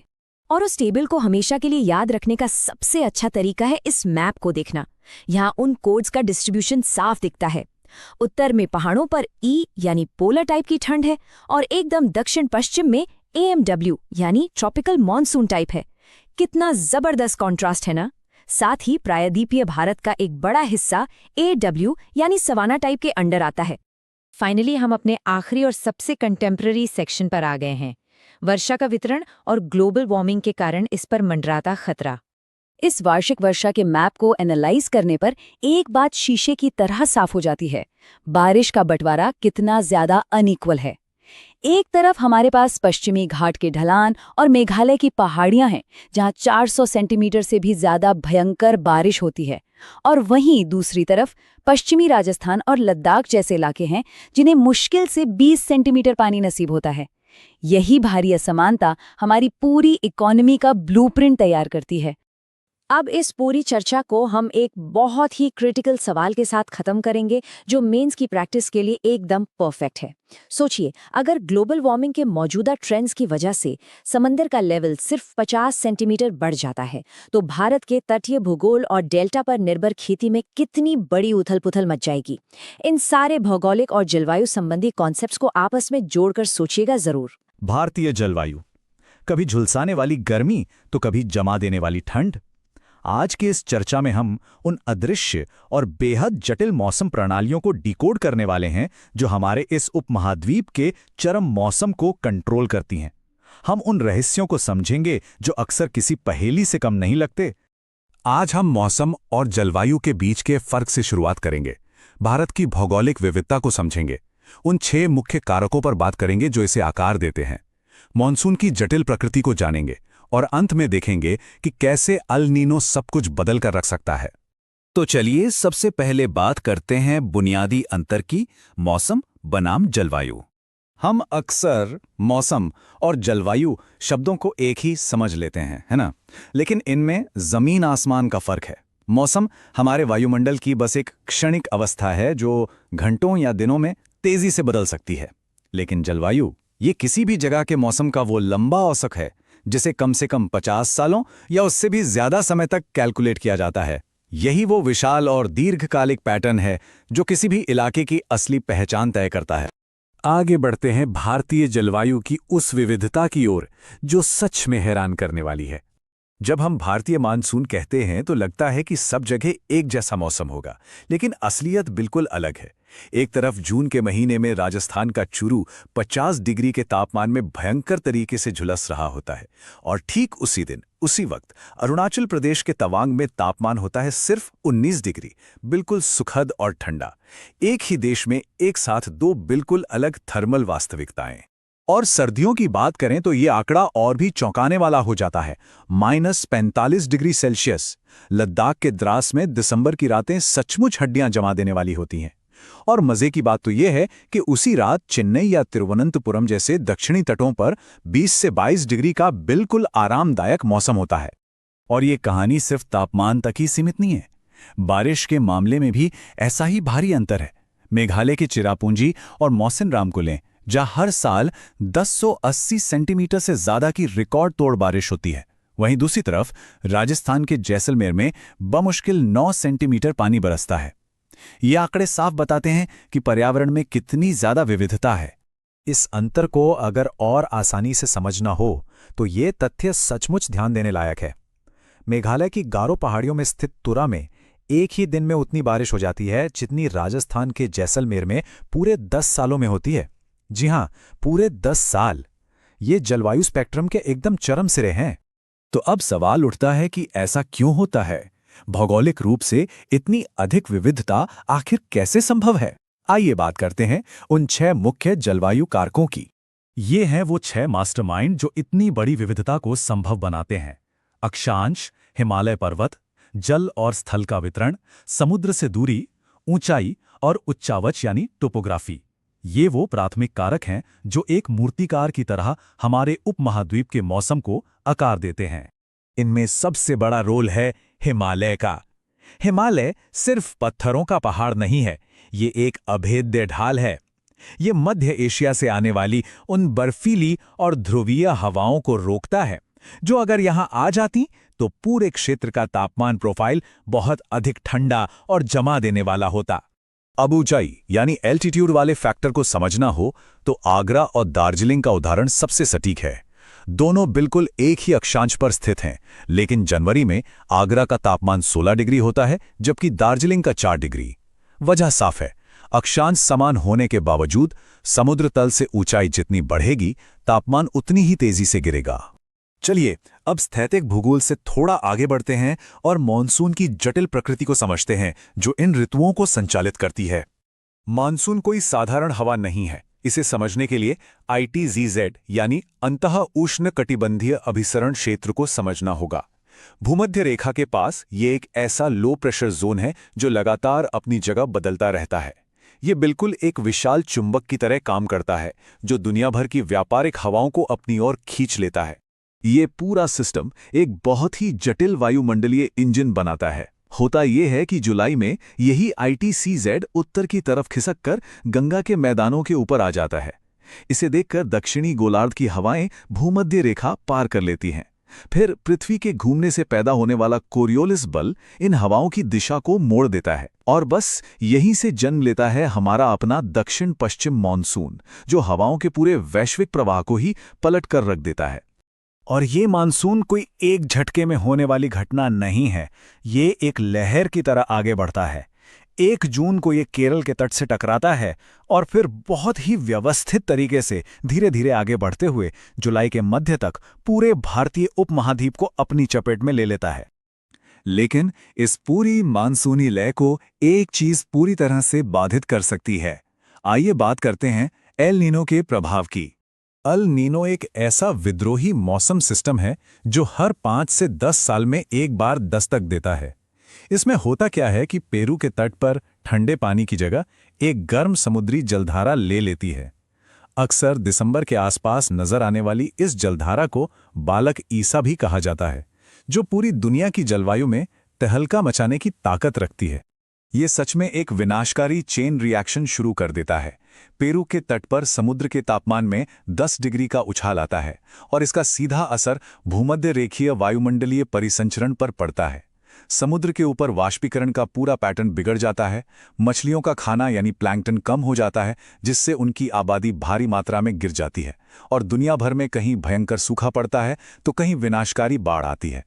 ये साबित करता है कि हजारों मील दूर समुद्र में हुआ एक बदलाव अन्य स्थानों की वायुमंडलीय स्थिरता को कैसे सीधे तौर पर नियंत्रित कर सकता है। और ये वैश्विक सिद्धांत सीधा हमारे मॉनसून को प्रभावित करता है। 1990-1991 का भयंकर एल नीनो इवेंट ही इसका एक बड़ा उदाहरण है। उस एक घटना ने पूरे भारत में मॉनसून के आने में 5 से 12 दिन की देरी कर दी थी। ये इस बात का ठोस सबूत है कि हमारा मॉनसून सिस्टम दूर महासागरों में होने वाले बदलावों को लेकर कितना ज्यादा संवेदनशील है। तो आज के इस चर्चा के बाद एक बड़ा सवाल जहन में आता है। दूर दराज के महासागरों की लहरों और बेहद नाजुक वायुमंडलीय दबावों पर टिकी यह पूरी प्रणाली आखिर कितनी नाजुक है? जिस जलवायु संतुलन पर हमारा ये विशाल और विविध उपमहाद्वीप टिका है, क्या वो भविष्य में ऐसे ही बना रहेगा? ये सचमुच हमें इन जटिल प्रणालियों के भविष्य पर गहराई से विचार करने के लिए प्रेरित करता है। आज के इस विश्लेषण में इतना ही। हम जल्द मिलेंगे कुछ और शानदार टॉपिक्स के साथ। और आज के इस हाई यील्ड विश्लेषण में हम भारत के भूगोल के एक ऐसे टॉपिक को डिकोड करेंगे जो यूपीएससी, बीपीएससी या किसी भी स्टेट पीएससी परीक्षा के लिए एक तरह से मस्ट डू है। जी हाँ, हम बात कर रहे हैं भारत की प्राकृतिक वनस्पति की। इस टॉपिक से सीधे सीधे सवाल टकराते हैं। तो चलिए बिना किसी देरी के इन तथ्यों को कुछ इस तरह समझते हैं कि ये हमेशा के लिए याद हो जाएं। आज की चर्चा का फ्लो बिल्कुल सीधा और स्पष्ट रहेगा। शुरुआत करेंगे प्राकृतिक वनस्पति के प्रकारों से, फिर नजर डालेंगे वन आवरण के असली आंकड़ों पर, उसके बाद सामाजिक वानिकी, वन्य प्राणी संरक्षण से जुड़े अहम कानून और अंत में भारत के महत्वपूर्ण जीव मंडल नीचे। तो चलिए बढ़ते हैं हमारे पहले हिस्से की तरफ, प्राकृतिक वनस्पति के प्रकार। अब जरा भारत के इस फैलाव पर नजर डालिए। एक तरफ पश्चिमी घाट के घने हरे भरे जंगल हैं, तो दूसरी तरफ राजस्थान के एकदम सूखे इलाके। ये विविधता कोई रातों रात हुआ चमत्कार नहीं है, बल्कि ये सीधे तौर पर बारिश की मात्रा और तापमान में होने वाले बदलावों का नतीजा है। जैसी जलवायु वैसी वनस्पति। एग्जाम्स में सबसे ज्यादा कंफ्यूजन कहाँ होता है? उष्णकटिबंधीय सदाबहार और उष्णकटिबंधीय पर्णपाती वनों के बीच। देखिए, सदाबहार वन वहां पनपते हैं जहां बारिश 200 सेंटीमीटर से ज्यादा होती है, इसीलिए ये हमेशा हरे भरे दिखते हैं। वहीं पर्णपाती वन, जिन्हें हम मानसूनी वन भी कहते हैं, 70 से 200 सेंटीमीटर बारिश वाले इलाकों में मिलते हैं और सूखा मौसम आते ही ये अपने पत्ते गिरा देते हैं। प्रीलिम्स में ये बारिश का आंकड़ा सीधे स्टेटमेंट के तौर पर छप कर आता है। और अगर मल्टीपल चॉइस सवालों की बात करें तो ये वर्गीकरण एक खजाना है। पेड़ का नाम देकर सीधा पूछ लिया जाता है कि ये किस वन का हिस्सा है। याद रखने वाली बात यह है, रोजवुड और महोगनी ये सदाबहार वनों के सुपरस्टार हैं। आर्द्र पर्णपाती की बात हो तो सागवान और साल का नाम सबसे ऊपर आता है। शुष्क पर्णपाती में तेंदू और खैर मिलते हैं, जबकि बबूल और खेजड़ी का सीधा कनेक्शन कांटेदार वनों से है। बस इस लिस्ट को दिमाग में सेट कर लेना है। अब पहाड़ों का रुख करते हैं। हिमालय में जैसे जैसे ऊंचाई बढ़ती है, ओक और चेस्टनट की जगह पाइन और देवदार ले लेते हैं और एकदम ऊपर जाने पर टुंड्रा वनस्पति मिलती है। लेकिन रुकिए, यहां एक बेहद क्रूशियल पॉइंट है। दक्षिणी भारत में नीलगिरी, अन्नामलाई और पालनी की पहाड़ियों में जो शीतोष्ण कटिबंधीय वन मिलते हैं, उन्हें शोलास कहा जाता है। ये शोलास शब्द अनगिनत बार परीक्षाओं में सीधे सीधे पूछा गया है, इसे बिल्कुल रट लेना है। चलिए अब आते हैं दूसरे अहम हिस्से पर, वनावरण की स्थिति। यहां हम देखेंगे कि फाइलों में दर्ज लक्ष्य और जमीनी हकीकत में कितनी टक्कर है। 33%, ये कोई मामूली नंबर नहीं है। हमारी राष्ट्रीय वन नीति ने यह लक्ष्य तय किया है कि पारिस्थितिक संतुलन बनाए रखने के लिए देश की कम से कम 33% जमीन पर जंगल होने ही चाहिए। लेकिन क्या वास्तव में ऐसा है? चलिए असलियत देखते हैं। यहां एक बहुत ही आम डाउट क्लियर करना जरूरी है। वन क्षेत्र और वास्तविक वन आवरण, ये दोनों बिल्कुल अलग चीजें हैं।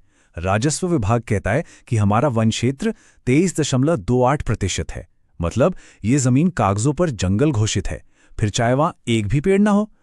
लेकिन जब सैटेलाइट इमेज से वास्तविक वन आवरण यानी असली पेड़ों की गिनती होती है तो आंकड़ा सिर्फ 20.55% रह जाता है। स्टेटमेंट्स वाले सवालों में यह बारीक सा फर्क बहुत काम आता है। और अगर इस 20.55% को भी थोड़ा जूम इन करके देखें तो कहानी और भी साफ हो जाती है। इसमें से सघन वन यानी डेंस फॉरेस्ट सिर्फ 12.6% है, और 7.8% हिस्सा खुले वनों का है। तो भाई, जब जंगल इतने कम हैं तो उपाय क्या है? यहीं से हमारे तीसरे भाग की शुरुआत होती है, सामाजिक और फार्म वानिकी। 1976-79 के राष्ट्रीय कृषि आयोग ने सामाजिक वानिकी की एक बड़ी ही सटीक परिभाषा दी थी। इसका मतलब सिर्फ कुछ पेड़ लगाना नहीं है, बल्कि समाज और पर्यावरण के विकास के लिए वनों को मैनेज करना और बेकार पड़ी बंजर जमीन को फिर से हरा भरा बनाना है। काम को आसान बनाने के लिए इसे 3 हिस्सों में बांटा गया है। पहला, शहरी वानिकी, जहां शहरों के पार्कों या सड़क किनारे पेड़ लगाए जाते हैं। दूसरा, ग्रामीण वानिकी, जो गांव के समुदायों और खेतों के आसपास केंद्रित है। और तीसरा है फार्म वानिकी, जहां किसान खुद अपनी जमीन पर कमर्शियल या नॉन कमर्शियल इस्तेमाल के लिए पेड़ उगाते हैं। ये हरियाली बढ़ाने का एक बेहतरीन ऑलराउंड तरीका है। भाग 4, वन्य प्राणी संरक्षण अधिनियम। अब जंगलों की बात हो और वहां रहने वाले जीवों की न हो, ऐसा तो मुमकिन ही नहीं है। चलिए उन कानूनों और प्रोजेक्ट्स को देखते हैं जो परीक्षा में अक्सर कालानुक्रम या क्रोनोलॉजी के रूप में सामने आते हैं। ये टाइमलाइन एग्जाम के लिए बहुत ही हाई यील्ड है। 1972 में हमारा वन्य प्राणी संरक्षण अधिनियम पास हुआ। इसके ठीक 1 साल बाद 1973 में मशहूर प्रोजेक्ट टाइगर लॉन्च कर दिया गया। फिर 1991 में इस कानून में बड़े बदलाव किए गए ताकि इसे और मजबूत बनाया जा सके। और अगले ही साल 1992 में हाथियों को बचाने के लिए प्रोजेक्ट एलिफेंट की शुरुआत हो गई। इस क्रोनोलॉजी को बिल्कुल टिप्स पर रखना है। दशकों की इसी मेहनत का नतीजा है कि आज भारत के पास एक जबरदस्त संरक्षण नेटवर्क है। 92 नेशनल पार्क और 492 वन्य प्राणी अभयारण्य। ये पूरा नेटवर्क लगभग 1.57 करोड़ हेक्टेयर जमीन पर फैला है। ये कोई छोटा मोटा आंकड़ा नहीं है, बल्कि हमारी जैव विविधता को बचाने की एक बहुत ही ठोस कोशिश है। और अब आते हैं हमारे अंतिम भाग पर, भारत के जीवमंडल निचय, जिन्हें हम बायोस्फीयर रिजर्व्स भी कहते हैं। अब इस मैप पर नजर डालिए। नंदा देवी के पहाड़ों से लेकर मन्नार की खाड़ी तक ये बायोस्फीयर रिजर्व्स सिर्फ जानवरों को एक बाड़े में बंद करने के लिए नहीं है। इनका पूरा फोकस इस बात पर रहता है कि पर्यावरण को भी बचाया जाए और साथ ही वहां रहने वाले स्थानीय समुदायों का भी आर्थिक और सामाजिक विकास हो। ये स्लाइड तो बिल्कुल मैच द फॉलोइंग वाले सवालों के लिए बनी है। इसे ध्यान से देखते हैं। नीलगिरी रिजर्व केरल, तमिलनाडु और कर्नाटक में फैला है और ये नीलगिरी ताहर के लिए मशहूर है। नंदा देवी रिजर्व उत्तराखंड में है, जो हिम तेंदुए का घर है। सुंदरबन पश्चिम बंगाल में है, जहां रॉयल बंगाल टाइगर का राज है। और मन्नार की खाड़ी, जो तमिलनाडु के तट पर है, विशेष रूप से अपनी समुद्री गाय यानी डुगोंग के लिए जानी जाती है। इन तमाम आंकड़ों और तथ्यों को समझने के बाद मेंस परीक्षा के नजरिए से एक बहुत ही गहरा सवाल सामने आता है। पर्यावरण और वन्यजीवों को बचाना बिल्कुल जरूरी है, लेकिन उन स्थानीय लोगों का क्या जिनकी पूरी आजीविका इन्हीं जंगलों पर टिकी है? संरक्षण और मानवीय जरूरतों के बीच ये नाजुक संतुलन आखिर कैसे बनाया जाए? आज के इस बेहद दिलचस्प भौगोलिक विश्लेषण में हम बात करने वाले हैं भारत की प्राकृतिक वनस्पति की। ये सिर्फ कुछ पेड़ पौधों की बात नहीं है, बल्कि हमारे पूरे इकोसिस्टम यानी पूरे पर्यावरण के उस नाजुक से संतुलन की कहानी है जिस पर हमारी जिंदगी टिकी है। तो चलिए बिना किसी देरी के इस शानदार सफर की शुरुआत करते हैं। अब जरा इस आंकड़े पर गौर करते हैं। हमारे देश का एक बहुत बड़ा राष्ट्रीय लक्ष्य रहा है कि कुल जमीन के 33% हिस्से पर जंगल होने चाहिए। लेकिन 2001 के जो आंकड़े सामने आए वो काफी चौंकाने वाले थे। उस वक्त असल में सिर्फ 20.55% हिस्से पर ही जंगल मौजूद थे। लक्ष्य 33% का और हकीकत 20% के आसपास। ये जो भारी अंतर है ना, ये कोई छोटी मोटी बात नहीं है, बल्कि एक बहुत बड़ा पर्यावरणीय संकट है। और आज हम इसी मुद्दे की तह तक जाने वाले हैं। आगे बढ़ने से पहले जरा आज के हमारे रोड मैप पर नजर डाल लेते हैं। हम एकदम बेसिक बातों यानी प्राकृतिक वनस्पति के परिचय से शुरू करेंगे, फिर देखेंगे वनों के प्रकार क्या हैं, इतिहास में उनका दोहन कैसे हुआ, बचाव के लिए क्या संरक्षण नीतियां बनी और आखिर में बात करेंगे जीवमंडल निचय यानी बायोस्फीयर रिजर्व्स की। तो आइए सबसे पहले हिस्से से शुरुआत करते हैं, प्राकृतिक वनस्पति का परिचय। किसी भी चीज को गहराई से समझने के लिए उसकी बुनियाद समझना बहुत जरूरी है। अब एक बड़ी दिलचस्प बात है, हर जंगल पूरी तरह से प्राकृतिक नहीं होता। तो फिर प्राकृतिक वनस्पति आखिर है क्या? इसका सीधा सा मतलब उन पौधों से है जो बिना किसी इंसानी मदद या दखल के अपने आप उगाते हैं। ये पौधे इतने स्मार्ट होते हैं कि अपनी मिट्टी और वहां की जलवायु के हिसाब से खुद को पूरी तरह से ढाल लेते हैं, बिल्कुल नेचुरली। यहां एक बहुत बड़ी गलतफहमी अक्सर होती है। वन क्षेत्र और वास्तविक वन आवरण के बीच का फर्क। सुनने में दोनों एक जैसे लगते हैं, है ना? लेकिन इनमें जमीन आसमान का अंतर है। सरकारी कागजों में राजस्व विभाग जिस जमीन को वन क्षेत्र घोषित कर देता है, जरूरी नहीं कि वहां सच में कोई पेड़ हो। जी हां, जबकि वास्तविक वन आवरण या एक्चुअल फॉरेस्ट कवर का मतलब है वो जमीन जो सचमुच पेड़ों की छतरी यानी कैनोपी से पूरी तरह ढकी हुई है। यही असली जंगल है। चलिए अब आगे बढ़ते हैं अपने दूसरे हिस्से की तरफ, जहां हम देखेंगे कि भारत की इतनी बड़ी भौगोलिक और जलवायु वाली विविधता हमारे जंगलों को किस तरह का रूप देती है। ये जो नक्शा अभी सामने है, ये साफ तौर पर दिखाता है कि बारिश और तापमान का जंगलों पर कितना सीधा असर पड़ता है। देश के अलग अलग हिस्सों में मौसम ये तय करता है कि वहां किस तरह के पेड़ पनपेंगे। नक्शे पर दिखने वाला हर अलग रंग अपने आप में एक बिल्कुल ही अलग इकोसिस्टम की कहानी बयां कर रहा है। अगर हम बारिश के हिसाब से देखें तो भारत में मुख्य रूप से 5 तरह के वन पाए जाते हैं। जहां बहुत झमाझम बारिश होती है, मतलब 200 सेंटीमीटर से ज्यादा, वहां सदाबहार वन मिलते हैं। इनमें महोगनी और रोजवुड जैसे मजबूत पेड़ होते हैं। जहां बारिश थोड़ी कम यानी 70 से 200 सेंटीमीटर होती है, वहां पर्णपाती वन पाए जाते हैं, जिनमें सागवान और साल जैसे पेड़ होते हैं। इसके अलावा एकदम कम बारिश वाले इलाकों में कांटेदार वन, पहाड़ों पर पर्वतीय वन और दलदली जगहों पर अनूप या मैंग्रोव वन मिलते हैं। है ना कमाल का प्राकृतिक बंटवारा? पहाड़ी जंगलों की बात हो ही रही है तो दक्षिण भारत के पर्वतीय वनों की एक बहुत ही खास और अनोखी बात करते हैं, शोलास। नीलगिरी, अन्नामलाई और पालिनी की पहाड़ियों पर काफी ऊंचाई पर मिलने वाले ये शीतोष्ण कटिबंधीय वन अपनी अद्भुत जैव विविधता के लिए जाने जाते हैं। ये सच में हमारे देश की एक बेहद अनोखी और खूबसूरत प्राकृतिक धरोहर हैं। लेकिन देखिए, हर अच्छी कहानी में कुछ मुश्किलें भी होती हैं। अब हम तीसरे हिस्से पर आ गए हैं, जो थोड़ा कड़वा सच है, हमारे प्राकृतिक संसाधनों का विनाश और उनका ऐतिहासिक दोहन। इन जंगलों के इतनी तेजी से खत्म होने के पीछे कई बड़े कारण रहे। इतिहास में झांके तो अंग्रेजों ने अपनी रेलवे लाइनें बिछाने के लिए हिमालय के खूबसूरत ओक के जंगलों को बेदर्दी से काटा और उनकी जगह कमर्शियल मुनाफे वाले चीड़ के पेड़ लगा दिए। फिर चाय, कॉफी और रबड़ के बड़े बड़े बागान बनाने के लिए जंगलों को साफ किया गया। और बात यहीं खत्म नहीं हुई। आधुनिक युग में फैक्ट्रियां लगने, खेती की जमीन बढ़ाने और पुराने समय में रजवाड़ों के शिकार के शौक ने हमारे वन्य जीवों और जंगलों को भारी नुकसान पहुंचाया। तो जब हालात इतने नाजुक हो गए तो कुछ न कुछ बड़ा कदम उठाना तो लाजमी था। यहीं से हमारे विश्लेषण का सबसे अहम एक्शन वाला हिस्सा शुरू होता है, वन और वन्यजीव संरक्षण। प्रकृति को बचाने के लिए समय समय पर कई कड़े कदम उठाए गए। आज़ादी के कुछ साल बाद ही 1952 में देश की पहली वन नीति आई। फिर 1972 में वो ऐतिहासिक पल आया जब वन्य प्राणी अधिनियम लागू किया गया, जिसने खतरे में पड़े जानवरों को कानूनी कवच दिया। इसके ठीक अगले साल 1973 में बाघों को बचाने के लिए मशहूर प्रोजेक्ट टाइगर शुरू हुआ और बाद में 1992 में हाथियों के लिए प्रोजेक्ट एलिफेंट लाया गया। इन सभी प्रयासों ने संरक्षण की एक नई उम्मीद जगा दी थी। संरक्षण के इसी सफर में 1988 में राष्ट्रीय वन नीति में कुछ बड़े बदलाव किए गए।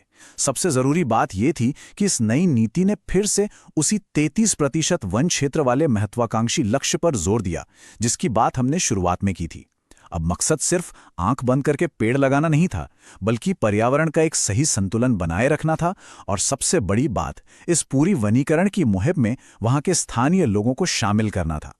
लोगों की इसी भागीदारी को जमीन पर उतारने के लिए सामाजिक वानिकी, जिसे हम सोशल फॉरेस्ट्री कहते हैं, उसकी शुरुआत हुई।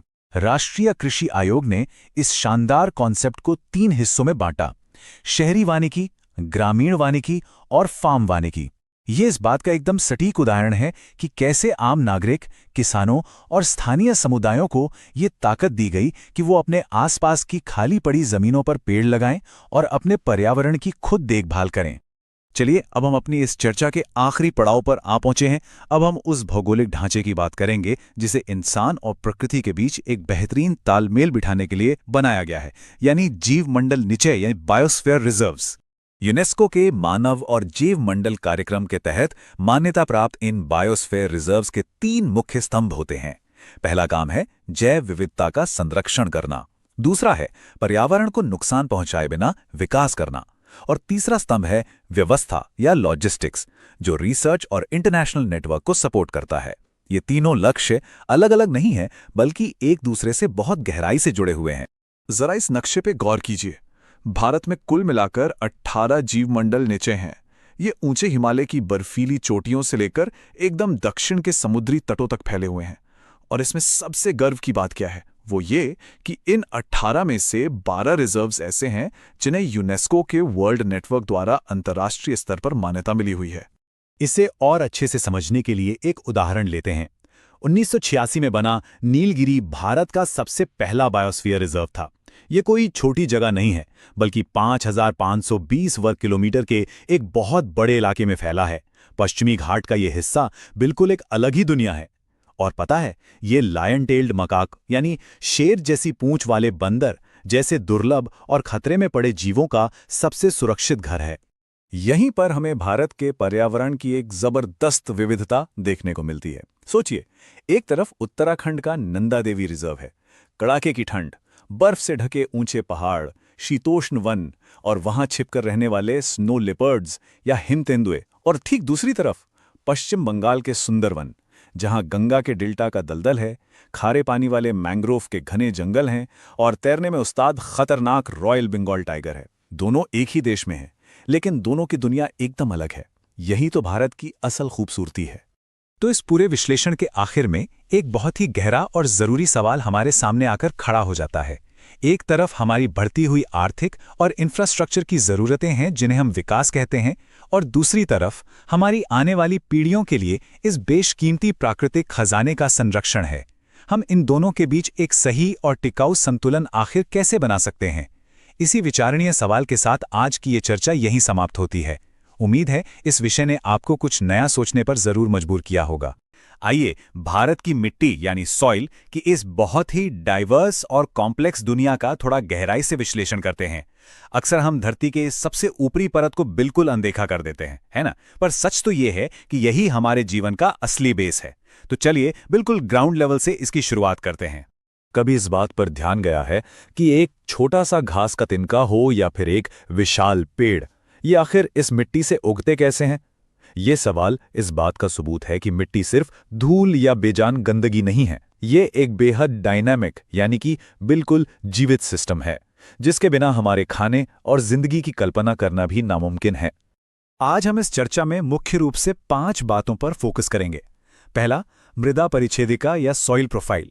दूसरा, मिट्टी का वर्गीकरण। तीसरा, भारत की प्रमुख मिट्टियां। चौथा, मृदा अपरदन यानी मिट्टी के कटाव का खतरा। और आखिर में इसे बचाने के तरीके। बस यही हमारा आज का एजेंडा है। तो चलिए सबसे पहले सॉइल प्रोफाइल पर आते हैं। सच बताएं तो मिट्टी 1-2 दिन में नहीं बनती। ये हजारों लाखों साल की एक लंबी प्रोसेस है, जिससे मिट्टी अलग अलग परतों या लेयर्स में बन जाती है। इन्हें हम संस्तर या होराइजन कहते हैं। सबसे ऊपर होता है क संस्तर, जहां जैविक पदार्थ, मिनरल्स और पानी एक साथ मिलते हैं, जो पौधों की ग्रोथ के लिए सबसे जरूरी है। इसके ठीक नीचे ख संस्तर एक ट्रांजिशन जोन का काम करता है। और सबसे नीचे आता है ग संस्तर, जो बेसिकली मूल चट्टान यानी बेडरॉक के टूटने से बनी ढीली सामग्री होती है। अब आगे बढ़ते हैं पॉइंट नंबर 2 पर, भारत की मिट्टी का वर्गीकरण। इतने बड़े और अलग अलग लैंडफॉर्म्स वाले देश में मिट्टी का क्लासिफिकेशन बहुत जरूरी हो जाता है। अगर हम ICAR यानी भारतीय कृषि अनुसंधान परिषद के आंकड़े देखें तो एक क्लियर पिक्चर मिलती है। पूरे भारत में इंसेप्टिसोल्स और एंटीसोल्स का भारी दबदबा है। ये दोनों मिलकर देश के लगभग 68% हिस्से को कवर करते हैं। वैज्ञानिक इसी तरह के वर्गीकरण से मिट्टी की प्रॉपर्टीज को बेहतर ढंग से समझते हैं। अब आते हैं तीसरे हिस्से पर, जहां हम अलग अलग प्रमुख मिट्टी के प्रकारों को एक्सप्लोर करेंगे। भारत की टोपोग्राफी और क्लाइमेट में इतनी ज्यादा वैरायटी है कि वही डिसाइड करता है कि कहाँ किस तरह की मिट्टी होगी। उत्तर की बड़ी नदी घाटियों से लेकर दक्षिण के पठारों तक जलोढ़, काली, लाल और दूसरी मिट्टियों का फैलाव पूरी तरह से मौसम और जमीन की बनावट पर निर्भर करता है। जैसे अगर हम सबसे महत्वपूर्ण जलोढ़ मृदा को देखें तो इसमें 2 बड़े दिलचस्प प्रकार होते हैं, खादर और बांगर। खादर बिल्कुल नया जलोढ़ है जो हर साल नदियों की बाढ़ से फ्रेश हो जाता है। इसमें महीन गाद होती है जो इसे सुपर फर्टाइल बनाती है। वहीं दूसरी तरफ है बांगर, जो थोड़ा पुराना जलोढ़ है, नदी घाटियों से दूर होता है और इसमें कंकड़ मिलते हैं। यही वजह है कि उत्तरी मैदानों में सघन कृषि यानी इंटेंसिव फार्मिंग के लिए हमेशा खादर ही पहली पसंद होता है। एक और बड़ी कमाल की सॉइल है दक्कन के पठार की काली मिट्टी। इसकी सबसे खास बात है इसकी स्वतः जुताई यानी सेल्फ प्लाउइंग की आदत। होता क्या है कि जब मौसम सूखा होता है तो इसमें गहरी और चौड़ी दरारें पड़ जाती हैं, जिससे हवा अंदर चली जाती है, और जैसे ही बारिश होती है ये फूल जाती है और नमी को बहुत लंबे वक्त तक रोक कर रखती है, एकदम नेचुरल स्पंज की तरह।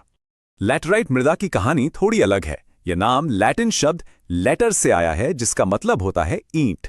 ये मिट्टी वहां बनती है जहां टेम्परेचर बहुत हाई हो और बारिश भी भारी हो। तेज ट्रॉपिकल बारिश के चलते सारे न्यूट्रिएंट्स बह जाते हैं, जिसे निक्षालन या लीचिंग कहते हैं। पीछे जो बच जाता है वो है लोहे और एल्यूमिनियम से भरपूर मिट्टी। उर्वरक डालकर इसमें काजू जैसी फसलें उगाई जाती हैं। और हाँ, बिल्डिंग्स के लिए ईंटें बनाने में तो ये बिल्कुल अपने नाम की तरह ही परफेक्ट है। इसके बिल्कुल उलट पश्चिमी राजस्थान जैसे शुष्क इलाकों को ले लीजिए। यहाँ की शुष्क मृदा या एरिड सॉइल बिल्कुल रेतीली होती है और इसमें नमक की मात्रा बहुत ज्यादा होती है। जमीन के नीचे कंकड़ की परतें पानी को नीचे रिसने से रोक देती हैं। पानी की कमी और हाई इवेपोरेशन की वजह से नमी कम जरूर होती है, लेकिन अगर ठीक से सिंचाई की व्यवस्था हो तो इस रेत को भी हरा भरा बनाया जा सकता है। Point number 4। अब एक ऐसे मुद्दे पर बात करते हैं जो वाकई चिंता का विषय है, मृदा अपरदन या सॉइल इरोजन का खतरा। हमने देखा कि मिट्टी कितनी जरूरी है, पर रियलिटी ये है कि बढ़ती आबादी, जंगलों की कटाई, जानवरों की अत्यधिक चराई और गलत कृषि पद्धतियों के चलते ये टॉप सॉइल बहुत तेजी से बर्बाद हो रही है। हवा और बहता पानी प्राकृतिक ताकतें तो हैं, पर इंसानी गतिविधियों ने इनके असर को कई गुना बढ़ा दिया है। नतीजा, हर साल लाखों टन उपजाऊ मिट्टी और जरूरी पोषक तत्व नष्ट हो जाते हैं। जमीन पर बनने वाली गहरी खाइयों को अवनालिका अपरदन या गुल्ली इरोजन कहते हैं, और ये देखने में वाकई किसी गहरे घाव जैसे लगते हैं। तेज बारिश का पानी ढलान से बहते हुए इतनी गहरी नालियां बना देता है कि जमीन किसी काम की नहीं रहती। अगर इसका सबसे डरावना उदाहरण देखना हो तो चंबल घाटी में फैले हुए विशाल बीहड़ या बैडलैंड्स के बारे में सोचिए। ये अपरदन का सबसे विकराल रूप है। तो 5वां और आखिरी पॉइंट, क्या सब कुछ खत्म हो रहा है? बिल्कुल नहीं। चलिए उन तरीकों की बात करते हैं जिनसे हम इस अमूल्य मिट्टी को बचा सकते हैं। सिचुएशन थोड़ी चैलेंजिंग जरूर है, पर संरक्षण के कई प्रैक्टिकल तरीके मौजूद हैं। ढलानों पर समोच्च रेखाओं या कॉन्टोर के अनुसार मेड़ बनाना, ज्यादा से ज्यादा पेड़ लगाना यानी वनीकरण, जानवरों की चराई को कंट्रोल करना और आवरण या कवर फसलें उगाना, ये सब वो अचूक कदम हैं जो मिट्टी को बहने से रोकते हैं, क्योंकि पेड़ों और पौधों की जड़ें मिट्टी को मजबूती से बांध कर रखती हैं। पहाड़ी इलाकों में आपने सीढ़ीदार खेती या टेरेस फार्मिंग के बारे में सुना होगा। ये इंसानों द्वारा निकाला गया एक मास्टर स्ट्रोक है। खड़ी ढलान को सीढ़ियों में बदल देने से पानी के बहने की स्पीड एकदम से कम हो जाती है। ये सिर्फ मिट्टी को कटने से ही नहीं रोकता, बल्कि पानी को जमीन में रिसने का पूरा वक्त भी देता है, जिससे वहां खेती संभव हो पाती है। बड़े इंस्टीट्यूशंस भी इसमें आगे आ रहे हैं। उदाहरण के लिए पश्चिमी राजस्थान में काजरी, CAZRI जैसी संस्थाएं मरुस्थलीकरण को फैलने से रोकने के लिए एक बहुत शानदार काम कर रही हैं। वे रेत के टीलों को उड़ने से रोकने के लिए पेड़ों की एक मजबूत रक्षक मेखला यानी शेल्टर बेल्ट्स लगा रहे हैं, ताकि मिट्टी वहां स्थिर हो सके। खैर, इस एक्सप्लेनर को खत्म करने से पहले एक बड़ा सवाल छोड़कर जाना जरूरी है। एक तरफ बढ़ती आबादी का पेट भरने के लिए हमें सघन कृषि यानी इंटेंसिव फार्मिंग की सख्त जरूरत है, पर दूसरी तरफ इस फूड का बेस यानी हमारी मिट्टी को बचाना भी तो उतना ही जरूरी है। आखिर हमारा समाज खेती की जरूरत और मिट्टी के संरक्षण के बीच ये नाजुक बैलेंस कैसे बनाएगा? ये एक ऐसा सवाल है जिसका जवाब हम सभी को मिलकर खोजना होगा। सोचिए, क्या बिना मिट्टी के घास का एक तिनका भी उग सकता है? बिल्कुल नहीं, है ना? अक्सर हम उस चीज पर ध्यान ही नहीं देते जिस पर हम सचमुच खड़े हैं। आज के इस एक्सप्लेनर में हम धरती की उस सबसे ऊपरी परत के रहस्य खोलने जा रहे हैं जो हम सबके वजूद का आधार है। तो foundation to future, the journey and geography of soil, यानी आधार से भविष्य तक की इस यात्रा में आपका स्वागत है। हम एक बहुत ही डायनामिक प्रोसेस को समझने वाले हैं, क्योंकि मिट्टी सिर्फ धूल नहीं है, ये अपने आप में एक पूरा का पूरा जीवंत तंत्र है, एक लाइफ सिस्टम है। जल्दी से देख लेते हैं कि आज हम किन किन चीज़ों पर बात करने वाले हैं। हम शुरुआत करेंगे मिट्टी और उसके बनने की प्रक्रिया से, फिर देखेंगे इसके निर्माण के फैक्टर्स, भारत में पाई जाने वाली प्रमुख मिट्टियाँ, इसके बाद मृदा अवकर्षण यानी सॉइल डिग्रेडेशन, और आखिर में इसे बचाने की रणनीतियाँ। चलिए सीधे पहले पॉइंट पर आते हैं, मृदा और उसका निर्माण। आखिर ये मिट्टी बनती कैसे है? इसके लिए एक खास साइंटिफिक टर्म है पेडोलॉजी। आसान भाषा में कहूँ तो ये प्राकृतिक पर्यावरण में मिट्टी के बनने, उसके स्ट्रक्चर और क्लासिफिकेशन की स्टडी है। मतलब जब चट्टानों का चूरा, पानी, हवा और जैविक चीजें, जिसे हम ह्यूमस कहते हैं, ये सब एक साथ मिलते हैं, तब जाकर ये कमाल का मिक्सचर तैयार होता है। जो साइंटिस्ट्स इस प्रोसेस को पढ़ते हैं उन्हें पेडोलॉजिस्ट कहा जाता है। अगर जमीन में एक गहरा गड्ढा खोदा जाए तो मिट्टी की अलग अलग परतें दिखेंगी, जिसे सॉइल प्रोफाइल कहते हैं। इसमें मुख्य रूप से 3 संस्तर यानी होराइजन्स होते हैं। सबसे ऊपर है होराइजन ए। ये वो लेयर है जहां सारा मैजिक होता है। यहीं पर ऑर्गेनिक मैटर, मिनरल्स और पानी मिलकर पौधों को जीवन देते हैं। इसके ठीक नीचे होराइजन बी आता है, जो एक तरह का ट्रांजिशन जोन है। इसमें थोड़े बहुत जैविक पदार्थ और टूटे फूटे मिनरल्स होते हैं। और सबसे नीचे है होराइजन सी, जो असल में ढीली चट्टानें हैं। यहीं से तो मिट्टी बनने की पूरी कहानी शुरू होती है। पर जाहिर है ये परतें रातों रात नहीं बन जाती। तो हमारा दूसरा सेक्शन है मृदा निर्माण के कारक। मिट्टी को बनाने के पीछे मुख्य रूप से 5 फैक्टर्स काम करते हैं। पहला, जनक सामग्री यानी पेरेंट रॉक। इसी से तय होता है कि मिट्टी का टेक्सचर और मिनरल्स कैसे होंगे। दूसरा है टोपोग्राफी, यानी जमीन समतल है या ढलान वाली। तीसरा और बहुत अहम फैक्टर है जलवायु या क्लाइमेट, जिसमें तापमान और बारिश का बड़ा रोल होता है। चौथा है बायोलॉजिकल एक्टिविटी, यानी ह्यूमस और नाइट्रोजन फिक्सेशन। और पांचवा, जो इन सब पर हावी है, वो है समय। और जब समय की बात आती है तो मतलब कुछ दिनों या सालों से नहीं है। जैसा कि कहा जाता है, मिट्टी का बनना कोई ऐसा काम नहीं है कि इसे माइक्रोवेव में रखा और ये झटपट तैयार हो गई। इसमें हजारों साल लगते हैं। सच में एक कठोर चट्टान से उपजाऊ मिट्टी बनने का ये प्रोसेस इतना धीमा है कि इसे किसी भी आर्टिफिशियल तरीके से तेज नहीं किया जा सकता। अब इस साइंस से थोड़ा आगे निकलकर भारत के भूगोल की तरफ चलते हैं। हमारा तीसरा हिस्सा है भारत की प्रमुख मृदाएं। अगर हम ICAR और USDA के डेटा को देखें तो भारत का क्लासिफिकेशन काफी इंटरेस्टिंग है। इंसेप्टिसोल्स भारत के लगभग 39.74% हिस्से को कवर करते हैं। इसके बाद 28.08% के साथ एंटीसोल्स का नंबर आता है। ये आंकड़े साफ तौर पर बताते हैं कि हमारे देश का लैंडस्केप कितना विशाल और डाइवर्स है। पूरे देश के स्तर पर देखें तो तस्वीर एकदम साफ हो जाती है। उत्तर के बड़े जलोढ़ मैदानों से लेकर तटीय इलाकों की लैटेराइट पट्टियों तक अलग अलग भौगोलिक और मौसमी वजहों ने भारत की धरती को बिल्कुल अलग अलग रंग और गुणों में बांट दिया है।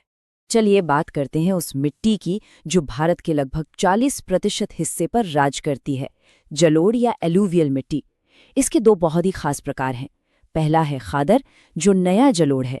ये हर साल बाढ़ के पानी के साथ बहकर आता है। इसके कण बहुत बारीक होते हैं और ये गजब की उपजाऊ होती है। इसके उलट है बांगर, यानी पुराना जलोढ़। ये बाढ़ वाले इलाकों से थोड़ा दूर जमा होता है और इसमें कैल्शियम के कंकड़ पाए जाते हैं। अब दक्कन के पठार की तरफ चले तो वहां हमें मिलती है ज्वालामुखीय काली मिट्टी। इसकी सबसे हैरान करने वाली खूबी है इसकी सेल्फ प्लाउइंग या स्वतः जुताई की क्षमता। जब ये गीली होती है तो एकदम फूलकर चिपचिपी हो जाती है, लेकिन सूखे मौसम में इसमें गहरी दरारें पड़ जाती हैं। यही दरारें इसे लंबे समय तक नमी को रोककर रखने में मदद करती हैं। कपास की खेती के लिए तो ये एकदम परफेक्ट है। देश के बाकी हिस्सों को देखें तो कुछ और मिट्टियां भी बहुत अहम है, जैसे लाल और पीली मिट्टी। लोहे के फैलाव की वजह से ये लाल दिखती है और जब इसमें पानी मिलता है तो ये पीली हो जाती है। फिर आती है लैटेराइट मिट्टी, जो भारी बारिश वाले इलाकों में बनती है। ये ईंट जैसी सख्त होती है और काजू उगाने के लिए बेहतरीन है। इसके अलावा रेगिस्तानी इलाकों की शुष्क रेतीली मिट्टी है, जिसमें नमी की कमी होती है। और हाँ, पीठमय मृदा, जो ज्यादा नमी और घने जंगल वाले इलाकों में मिलती है, जहां इसमें 40 से 50% तक ऑर्गेनिक मैटर होता है। लेकिन प्रकृति का ये खजाना आज खतरे में है। हम आते हैं अपने चौथे पॉइंट पर, मृदा अवकर्षण और अपर्दन। तो ये सॉइल डिग्रेडेशन आखिर है क्या? आसान शब्दों में समझे तो जब मिट्टी की उपजाऊ क्षमता और न्यूट्रिशन लेवल गिरने लगता है या फिर कटाव और गलत इस्तेमाल की वजह से उसकी गहराई कम हो जाती है तो उसे मृदा अवकर्षण कहते हैं। ये एक बहुत ही कड़वी वैज्ञानिक सच्चाई है जो हमारी जमीन के संसाधनों को तेजी से खत्म कर रही है। अब जरा पानी की ताकत का अंदाजा लगाइए। जब तेज बहता पानी ढलान वाली और अच्छी खासी खेती की जमीन को गहरी खाइयों में बदल देता है तो उसे अवनालिका अपरदन यानी गुल्ली इरोजन कहते हैं। हवा और पानी तो प्राकृतिक कारण हैं ही, लेकिन हमारी अपनी गतिविधियों ने इस कटाव की स्पीड को इतना बढ़ा दिया है कि उपजाऊ जमीनें देखते ही देखते बर्बाद हो रही हैं। और सिर्फ कटाव ही नहीं, एक और बहुत बड़ी समस्या है जो हमने खुद पैदा की है। जिन इलाकों में बहुत ज्यादा खेती और सिंचाई होती है, खासकर ग्रीन रेवोल्यूशन वाले क्षेत्रों में, वहां पानी के ओवरयूज से कैपिलरी एक्शन या केशिका क्रिया होने लगती है। इससे होता यह है कि जमीन के नीचे का नमक खिंचकर ऊपर सतह पर आ जाता है। नतीजा, जो जमीन कभी बहुत उपजाऊ थी वो खारी और लवणीय हो जाती है। ये इस बात का सटीक उदाहरण है कि कैसे हमारे कुछ कदम उल्टे भी पड़ सकते हैं। तो अब सवाल उठता है कि क्या हम कुछ कर सकते हैं? बिल्कुल, और यही हमारा 5वां और आखिरी सेक्शन है, मृदा संरक्षण की रणनीतियां। मिट्टी को बचाने और उसकी सेहत सुधारने के लिए कई कमाल के तरीके हैं, जैसे सीढ़ी नुमा खेती या टेरेस फार्मिंग। इसमें पहाड़ों के ढलानों पर सीढ़ियां बनाई जाती हैं ताकि पानी का तेज बहाव रुक सके। दूसरा तरीका है समोच्च रेखीय जुताई यानी कॉन्टोर प्लॉइंग, जिसमें जमीन के नेचुरल ढलान के हिसाब से जुताई होती है। तीसरा और सबसे असरदार तरीका है एफॉरेस्टेशन या पेड़ लगाना। पेड़ों की जड़ें मिट्टी को ऐसे जकड़ कर रखती हैं जैसे कोई मजबूत जाला। और हाँ, जानवरों की जरूरत से ज्यादा चराई पर सख्त रोक लगाना भी उतना ही जरूरी है।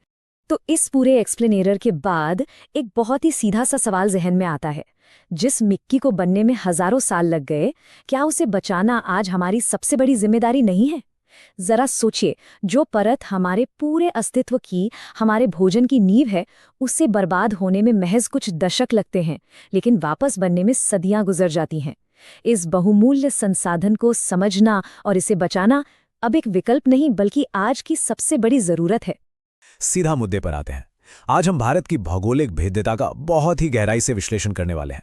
अगर हम यूपीएससी, बीपीएससी या किसी भी स्टेट पीएससी की तैयारी कर रहे हैं तो ये सभी कॉन्सेप्ट्स हमारी मुख्य और प्रारंभिक परीक्षाओं की बिल्कुल रीढ़ है।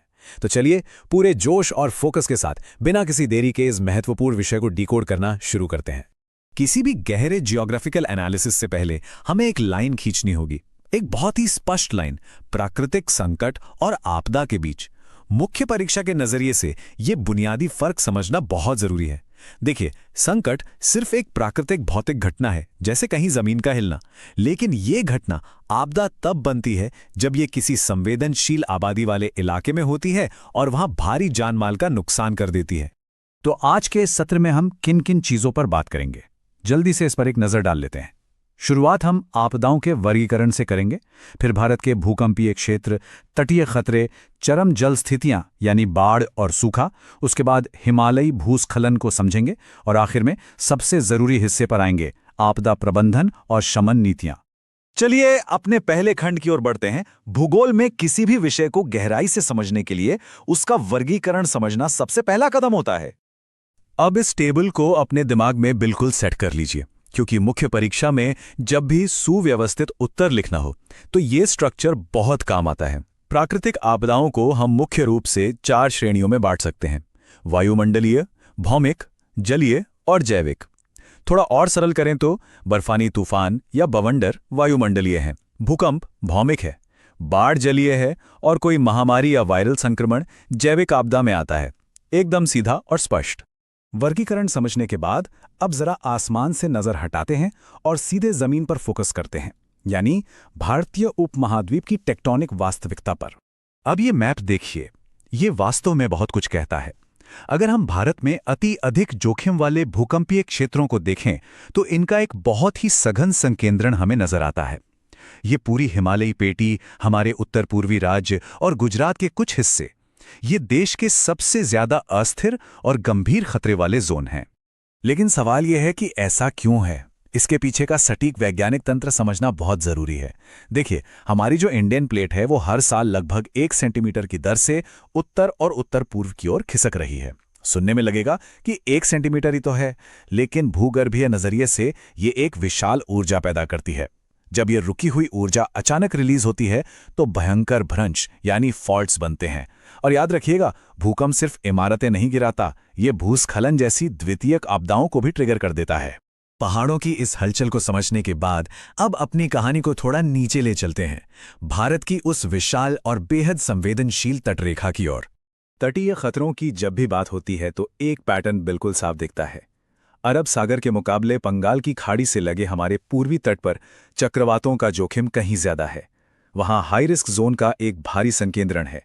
दोस्तों, ये तथ्य अक्सर प्रारंभिक परीक्षाओं में सीधे कथनों के रूप में पूछा जाता है, इसलिए इसे बिल्कुल पक्का याद कर लीजिए।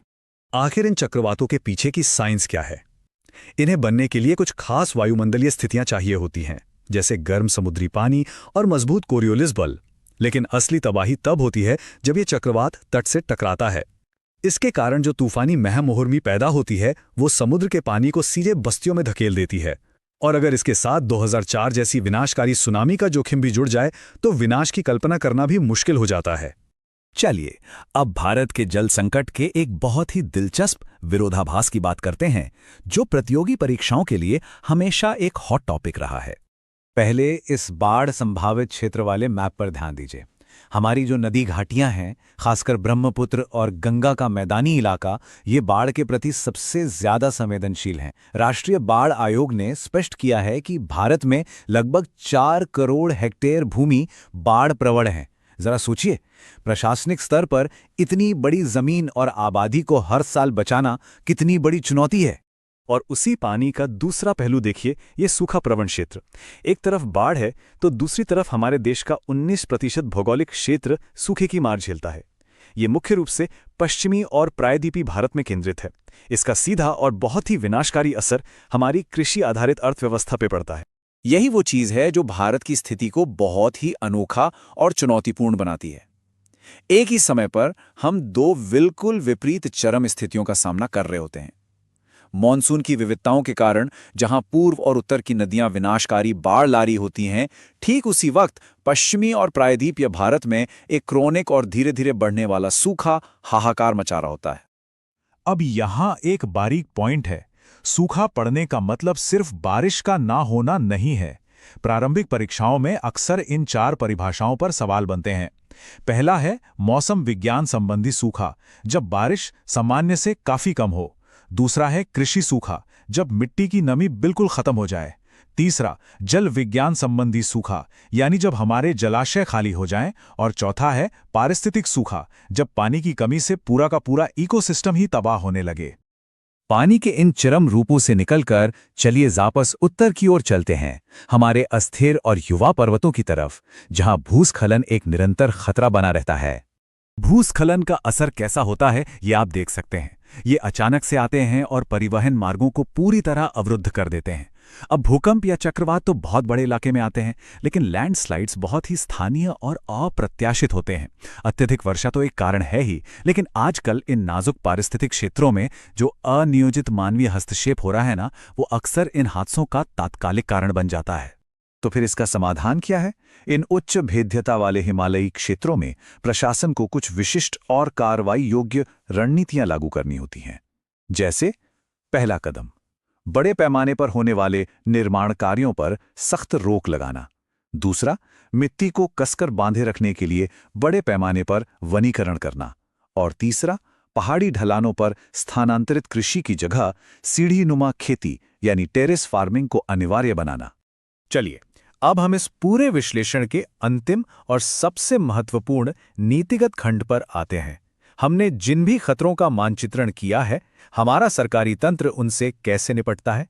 किसी भी प्रशासनिक कदम को अगर हम वैश्विक परिप्रेक्ष्य से जोड़ लें तो समझ और गहरी हो जाती है। बात है मई 1994 की, जब संयुक्त राष्ट्र विश्व सम्मेलन के दौरान याकोहामा रणनीति अपनाई गई। इसी रणनीति ने वैश्विक स्तर पर आपदा न्यूनीकरण की नींव रखी थी। इसमें साफ तौर पर माना गया कि विकासशील देशों को आपदा प्रबंधन के लिए पहले से ही तैयार रहना होगा। अब देखते हैं कि यह ढांचा काम कैसे करता है। किसी भी संकट को प्रबंधित करने का एक स्पष्ट 3 चरणीय दृष्टिकोण होता है। पहला चरण है आपदा से पहले की तैयारी, जिसमें जोखिम का मानचित्रण और क्षमता निर्माण शामिल है। दूसरा चरण है जब आपदा आ चुकी हो तब तुरंत बचाव कार्य करना और राहत शिविर लगाना। और तीसरा सबसे लंबा चरण होता है आपदा के बाद का, जिसमें लोगों का पुनर्वास होता है और सुरक्षित बुनियादी ढांचे का पुनर्निर्माण किया जाता है। भारत के संदर्भ में बात करें तो 2005 का आपदा प्रबंधन अधिनियम हमारे लिए एक बहुत बड़ा विधायी मील का पत्थर है। इस कानून ने भारत के दृष्टिकोण में एक बहुत बड़ा बदलाव ला दिया। 2005 से पहले हमारा रवैया केवल आपदा के बाद राहत देने का था, लेकिन इस अधिनियम ने पूर्व तैयारी, शमन और जोखिम को कम करने के लिए एक मजबूत संस्थागत ढांचा खड़ा कर दिया। तो दोस्तों, इस पूरे विस्तृत विश्लेषण के बाद अंत में आपके सामने एक बहुत ही गंभीर और विचारणीय प्रश्न छोड़ना चाहूंगा।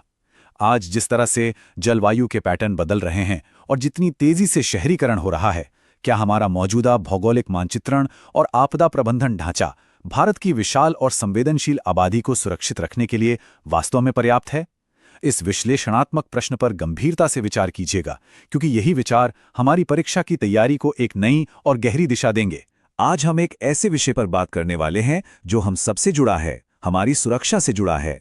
हमारे पर्यावरण में लगातार बदलाव हो रहे हैं और कई बार ये बदलाव बहुत ही विनाशकारी रूप ले लेते हैं। आज हम समझेंगे कि आखिर प्राकृतिक और मानव निर्मित खतरों के पीछे की साइंस क्या है, और सबसे जरूरी बात, कैसे सही जानकारी और हमारी थोड़ी सी तैयारी किसी बहुत बड़े नुकसान को टाल सकती है।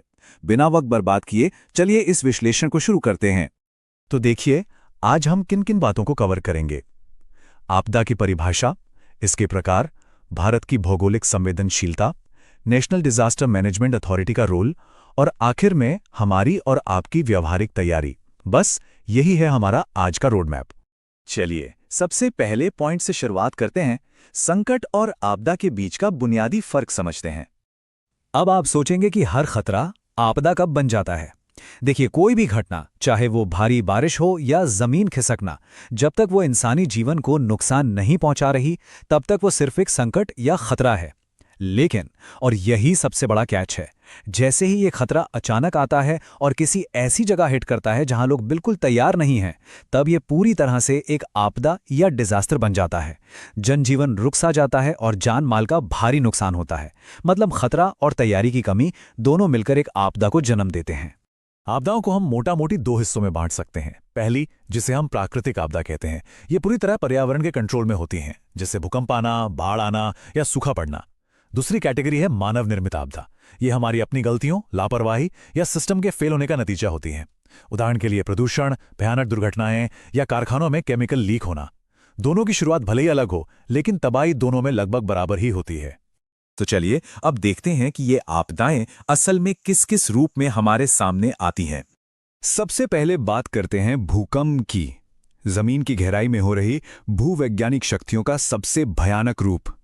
ये बिना किसी वार्निंग के बिल्कुल अचानक आता है और कुछ ही सेकंड्स में, जी हां, सिर्फ कुछ ही सेकंड्स में बड़ी से बड़ी इमारतें मलबे का ढेर बन सकती हैं। सबसे बड़ी चुनौती ये है कि आज की इतनी एडवांस्ड टेक्नोलॉजी के बावजूद इसका सटीक अनुमान लगाना विज्ञान के लिए आज भी एक बहुत बड़ी पहेली है। अब भूकंप जहां अचानक आता है, वहीं कुछ प्राकृतिक शक्तियां ऐसी भी होती हैं जो वायुमंडलीय बदलावों के कारण चुपचाप और धीरे धीरे अपना असर दिखाती हैं, जैसे कि सूखा। जब लंबे समय तक बारिश नहीं होती और पानी की भारी कमी हो जाती है, तो फसलें बर्बाद हो जाती हैं, पानी खत्म होने लगता है और पूरा का पूरा इकोसिस्टम डिस्टर्ब हो जाता है। ये एक ऐसी मूक आपदा है जो अंदर ही अंदर सब कुछ खोखला कर देती है।